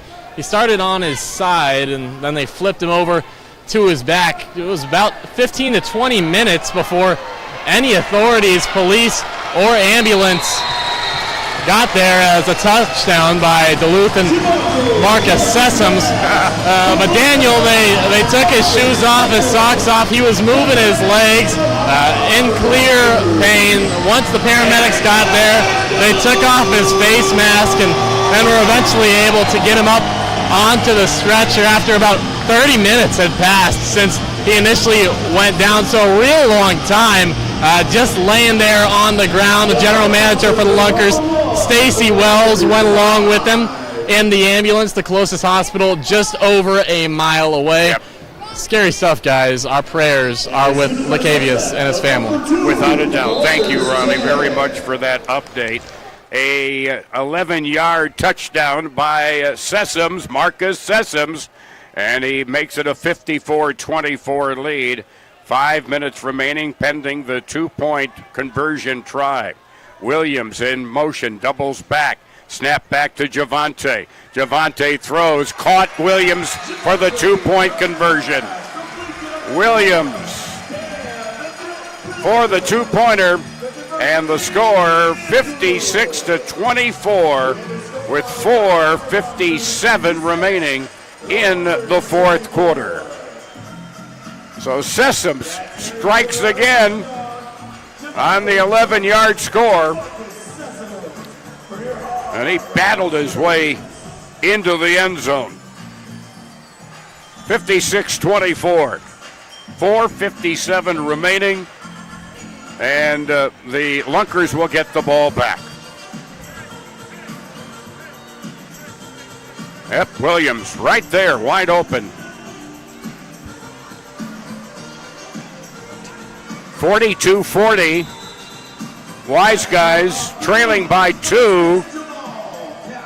And the quarterback is sacked. I think that's Ambrose. The throw bounces out of bounds on the near side, and so it'll be at the 5-yard line for the Lunkers. 20 seconds remaining. Woo 42. Wise Guys 40. It'll be the 4th down conversion for the Wise Guys coming up. Yep, they get the ball at their own 5. It'll be 4th and 20. They have to get the ball to the 25 on one untimed play. From the 25 here, they made it to 25. They decided the throw did go completely out of bounds in the air. Snap back to Kolka. Pass complete, 20-yard line on the near boards to Matt Rush. Put into the boards by Trey Wortham. And down to the 19-yard line, a pickup of 6 on the reception by Rush. 2nd down and 4. Kolka gets rid of it quickly. Catch immediately hit at the 10-yard line on the near side. Devontae Key tackled there by Wortham of the Harbor Monsters. And it's enough for a 1st down for the Lunkers. 1st and 10 from the Harbor Monster 9-yard line. They picked up 10. They only needed 4. 3:51 remaining. Kolka, play action fake to Mackey, then throws to the near side, and the pass complete for the touchdown to Ray J. Johnson-Sanders. Touchdown pass from Kolka to Johnson-Sanders, a 9-yard touchdown. And it cuts the lead to 56-30, and they go for two. Wide out near side. There'll be a wide out motion slot near side. Back to throw. Kulka throws, caught at the goal line, and I think he broke the plane. He did. He was hit at the one, but he broke the plane reaching out with the football. So it makes it a 56-32 ball game with 3:03 to go. All right, we're going to do the virtual onside kick here. 3:03 remaining. They will get the ball, as I just said, talking about the Iowa Wise Guys game. And they converted, the Wise Guys converted on the fourth down. And it might have been for a touchdown. Looked like down at the one on our video there. Now this will be a 4th and 20 from the 5-yard line. The clock will not run on this. There's 3:03 remaining. It's an untimed play. They need to get the ball to the 25-yard line in this one play. As Kulka with Mackey to his right from the end zone. And he is tackled into the end zone. And what's the signal? He is sacked on the play. I think they're going to say he was down at the 1. And the Harbor Monsters will take over.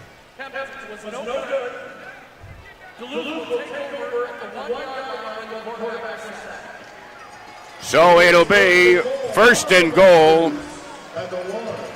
And it's about time to say, I believe, that this hunt is over. Put out the campfire. 1st and goal from the 1, and this will basically be the dagger. We're still keeping an eye on the Iowa Wise Guys game. 16 seconds, and it's 42-40 Iowa down in Hot Springs, Arkansas.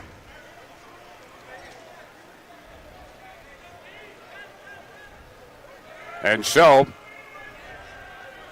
Williams will be wide to the far side. McAllister is in the backfield, either side, along with Couch. Couch gets the handoff and heads to the far corner and scores. Another touchdown for Jamal Couch. Couch with another score. A 1 yard. He doesn't get a ton of yardage with his rushing game, but boy, does he pack in the points. Yeah, he's efficient. I mean, it reminds me of the Jerome Bettis stat line. 3 carries, 2 yards, and 3 touchdowns.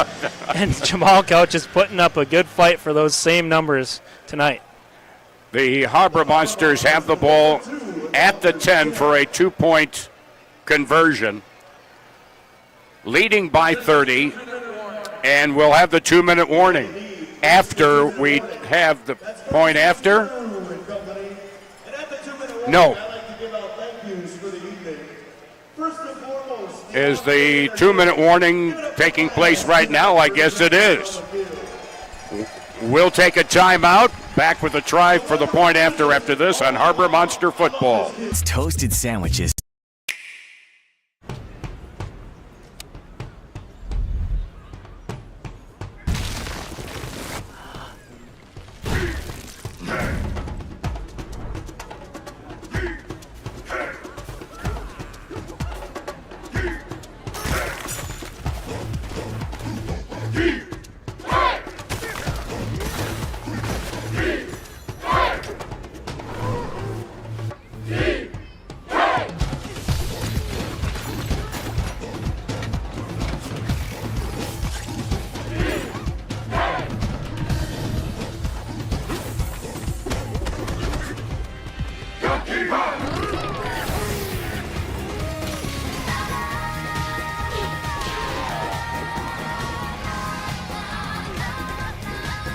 Unleash your inner Kong in Donkey Kong Bonanza. Rated everyone 10 and up. only on Nintendo Switch 2.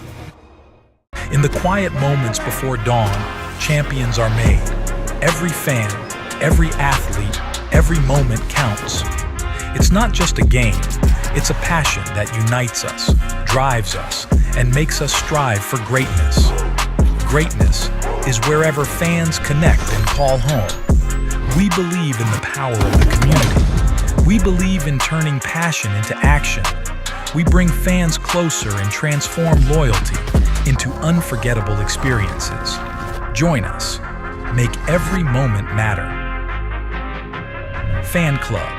Get your fans in the game.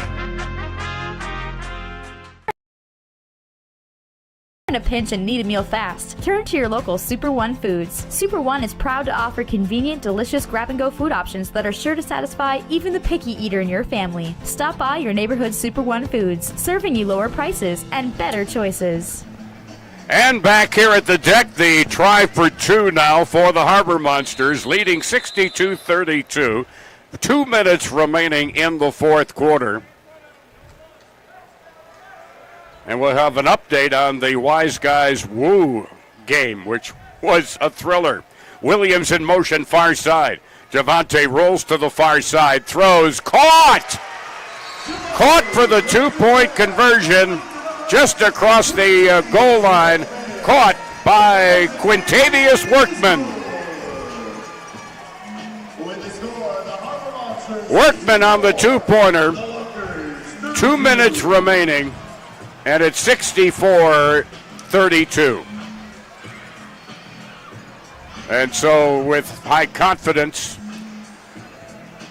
tickets I'm sure will be announced by the Harbor Monster front office for the semifinals next Saturday night against an opponent still to be determined. If the Wise Guys win, they might be a third seed. Could knock the Lunkers down to the third seed. Could very well do that.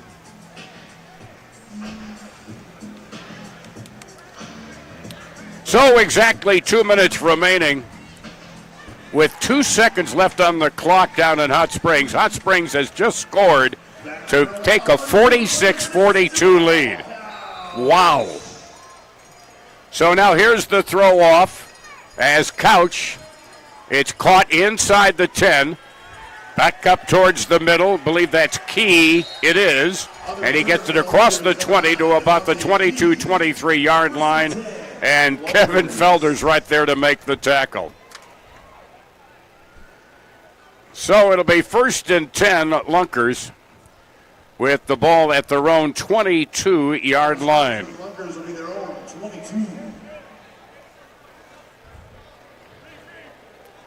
So now I guess the Woo will be doing the virtual onside. There's still time on the clock. There's the throw off. In the end zone, Iowa trying to return it, and they're stopped at about the 2. Meanwhile here, Krulka is sacked. Sacked on the play. First to get there, Michael Austin Fields. Also there, Lovell Speruse.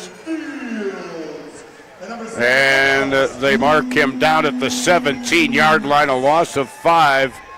And looks like it's over. Looks like it's over in Hot Springs, and they win. Wow. It'll be 2nd down and 15 for the Lunkers from their own 17-yard line. 1:19 remaining.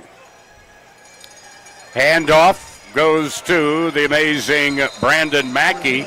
He slants to the right side and is brought down at about the 16-yard line.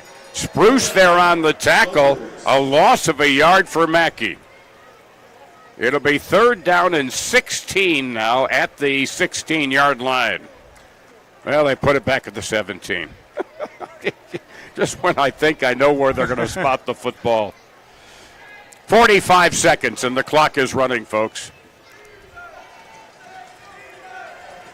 Tyler Kolka.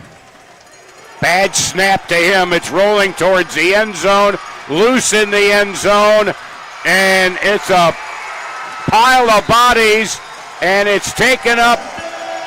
Shy Hill comes up with the touchdown.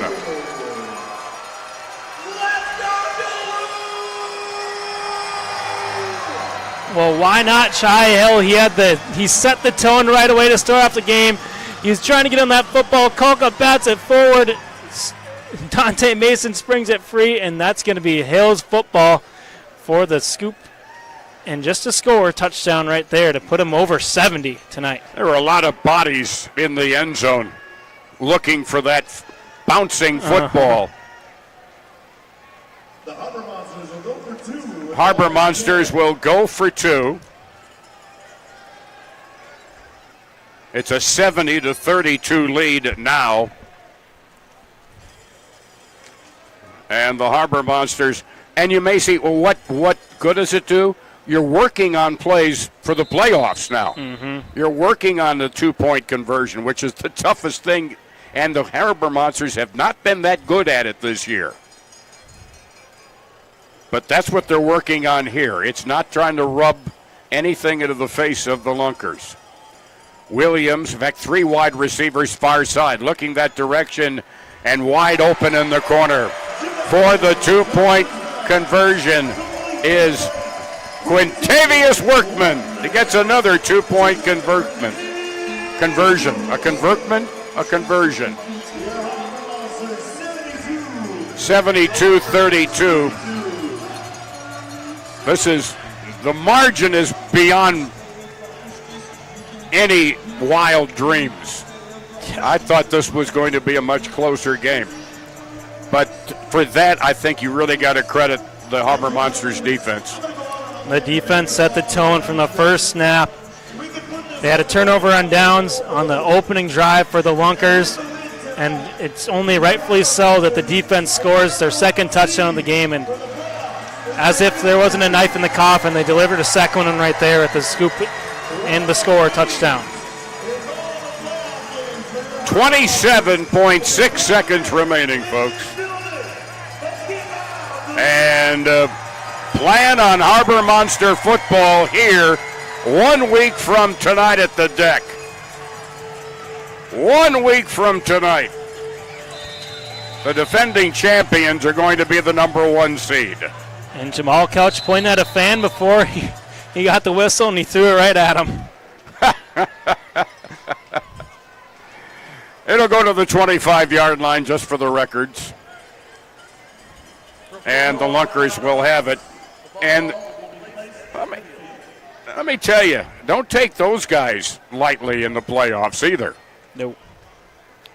Not when you've got their talent, including the unbelievable Brandon Mackey. And Tyler Kolka did not have a Kolka night tonight, but a lot of that because of the job the defense did not give him much time. And then when he did have time, he seemed to hurry things a little bit because it was almost like he was expecting more pressure. So it's at the 25-yard line, 1st and 10.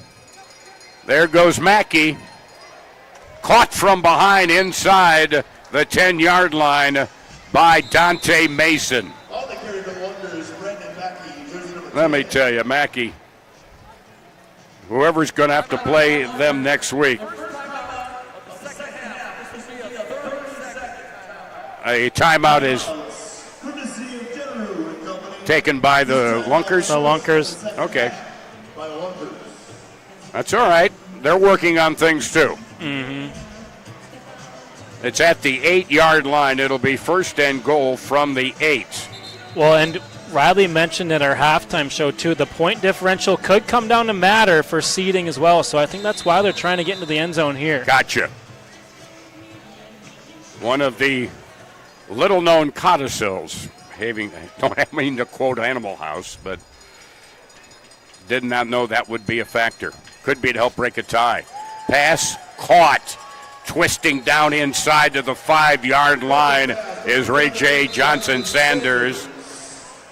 Tackled on the play. Dante Mason was there. Also looks like Shy Hill was there as well. 3.9 seconds left, folks. Ball is at the 4. Second and goal. I think they took another timeout, as they're allowed to. Can't take him with you. Yeah. Can't take him to the next game. Oh.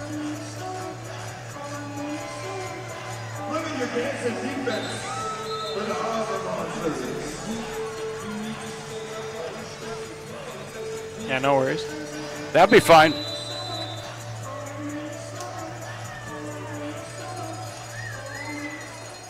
Oh. From the 4. Kolka throws. Diving catch. Touchdown. Tom Butters. Butters with the 4-yard touchdown. They do have the conversion play. Butters, as time has expired, 3 zeros on the clock.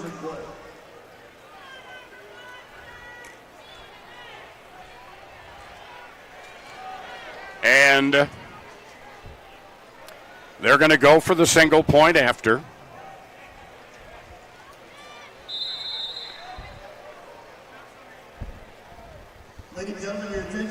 Got Jamal Couch in the That's booth. Jamal. Could have gave him the headset for the final call, but Do not go down on the field.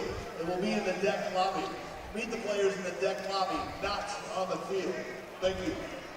Oh, okay.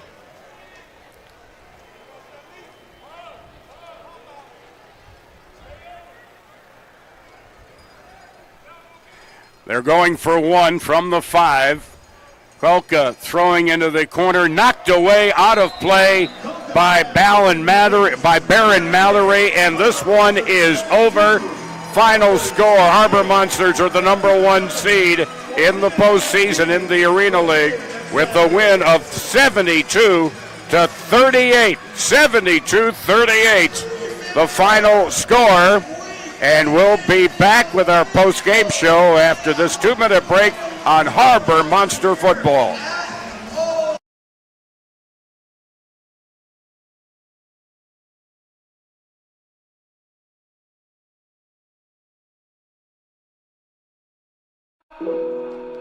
Whether you're on the field, in the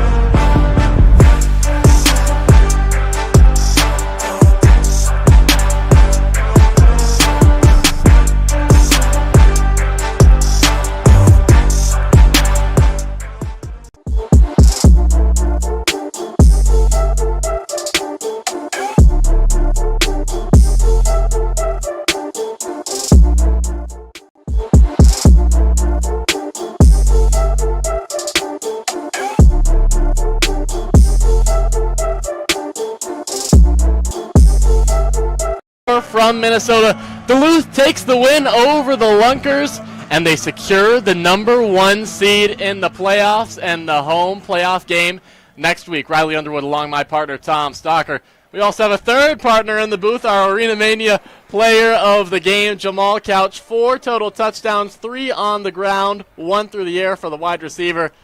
Thanks for joining us up here. Thank you for having me. So what made you guys so successful, and you specifically 4 scores in the win that led the team? Pretty much we came out, we had a game plan to attack them underneath. We knew like everyone that plays us, they want to back up. So I just told Coach trust me, give me the ball, and he did it.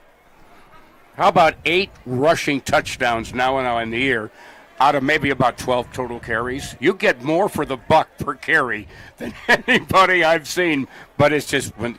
And by the way, I also know you love the jet sweep too. Oh, yes, sir. It's my favorite. Javante told us on radio this morning. He says he's sir. begging for it all the time. Oh, yeah. They trust me every time I ask for it. So when you have a receiver like Dan Williams, you have KJ Felder, it's a stacked receiver room. Does that help you get more wide open and not have all the pressure on you? Hey, that takes a load of stress off me. You can't double me. You can't double Dan. You can't double KJ. You got to pick someone that's going to be one-on-one. We always harp on winning one-on-one, so that makes everybody's job easier. And without a doubt, I thought this game was going to be a little closer, but everything that Tony told us this morning came to fruition. You won the toss, and the defense goes out first. And the defense set the tone for this one early in the game. Oh, yes, sir. It's been a rough week of practice with that defense. I tell you what, they couldn't wait to hit someone else. And so now you think about this. Of course, Ozarks, let me ask you from your side while you're not there defensively, what about that running back that they've got there at Ozarks? Man. Is he amazing? B-Mac, he's the best running back in this league. I'll go ahead and say it. His center of gravity, and when it's like he always finds a way to span out of a tackle last second, and just speed, power, finesse, everything you can ask for. But we've also got Flash Felder. Oh, yeah, Flash Felder, straight finesse. He'll run by you. So, Tony, how did he set the standard? Coach O'Neill, how did he set the standard for this win coming off the bye week? What were you guys focused on the whole week coming into this one? He pretty much he has a saying that he always tell us, be a pro, so he's pretty much harping on cutting out the distraction, just play hard monster football no matter what. 4 quarters, hard as we can, score every play we can, and pretty much defense get the ball back to us. So it's been a rough week, but it was for a good purpose. When we were talking about B-Mac, Brandon Mack, he did have 3 touchdowns, but the defense held strong, forced a lot of takeaways. How big was that? Hey, they give us a breather. It's fun when you can walk out and just do 1 points and 2-point conversions. Don't have to do a whole drive. No, that's without a doubt. And Tony tried to tell me this morning, that's just another game. Not after the way that we were schooled there at Springfield a few weeks ago. Yes, sir. They That's schooled us, taste. yeah. Very bad taste. Yeah, but you guys got the revenge back tonight, and you're the number 1 seed. Now, who you play, we have no idea. Yeah. The Wise Guys just rallied in the last seconds to beat Iowa, your old team. Yeah, I know. It's hard without Couch. Wise Guys were a good expansion team this year, though. Hey, I'm not going to say too much. We're going to catch them. Yeah, because we're probably going to have to take them That's on. what we want. But I'll tell you what, the decision that you made to go from Iowa to come to here, I hope you're happy with it. Yes, sir. I came to win. They told me day one, they brought me in. They say, hey, you're a great addition. We're going to do the same thing we do. And I trusted them. They trust me. And we've been rolling ever since. I got to ask you about Sessoms. Isn't he just nobody thinks about it because they think about you, they think about Dan, they think about KJ. They don't think about Sessoms. And all of a sudden, look what he did tonight. He's dragging you in the touchdown. They did. That's why we love him. So talk about the fans, packed house today at the deck. What type of energy does that bring you guys? Even in warm-ups, we knew what type of game it was going to be. The fan communities, they all support us every week, week in, week out. They don't care if we up by 50 or down by 50. They're here to support us, and we're very, very, very thankful for it. So I know you touched on it earlier. The jet sweep, I mean, how does it work to perfection almost every time? You only need 1 yard. Most of the time you're getting it. Yeah, it's pretty much, we got a good system like he mentioned, Marcus and LD and Travis. What they do, they come out. Once they capture their guys, all I got to do is run, and it's me one-on-one at the corner. Most of the time, they don't want to tackle me. They just put their arm out and just slap it by running the touchdown. All right. Thank you, Jamal. Our player of the game for the Arena Game Day post-game show. Thank you for joining us for Tom Stalker, Jamal Couch. I'm Riley Underwood. Duluth wins big in Minnesota.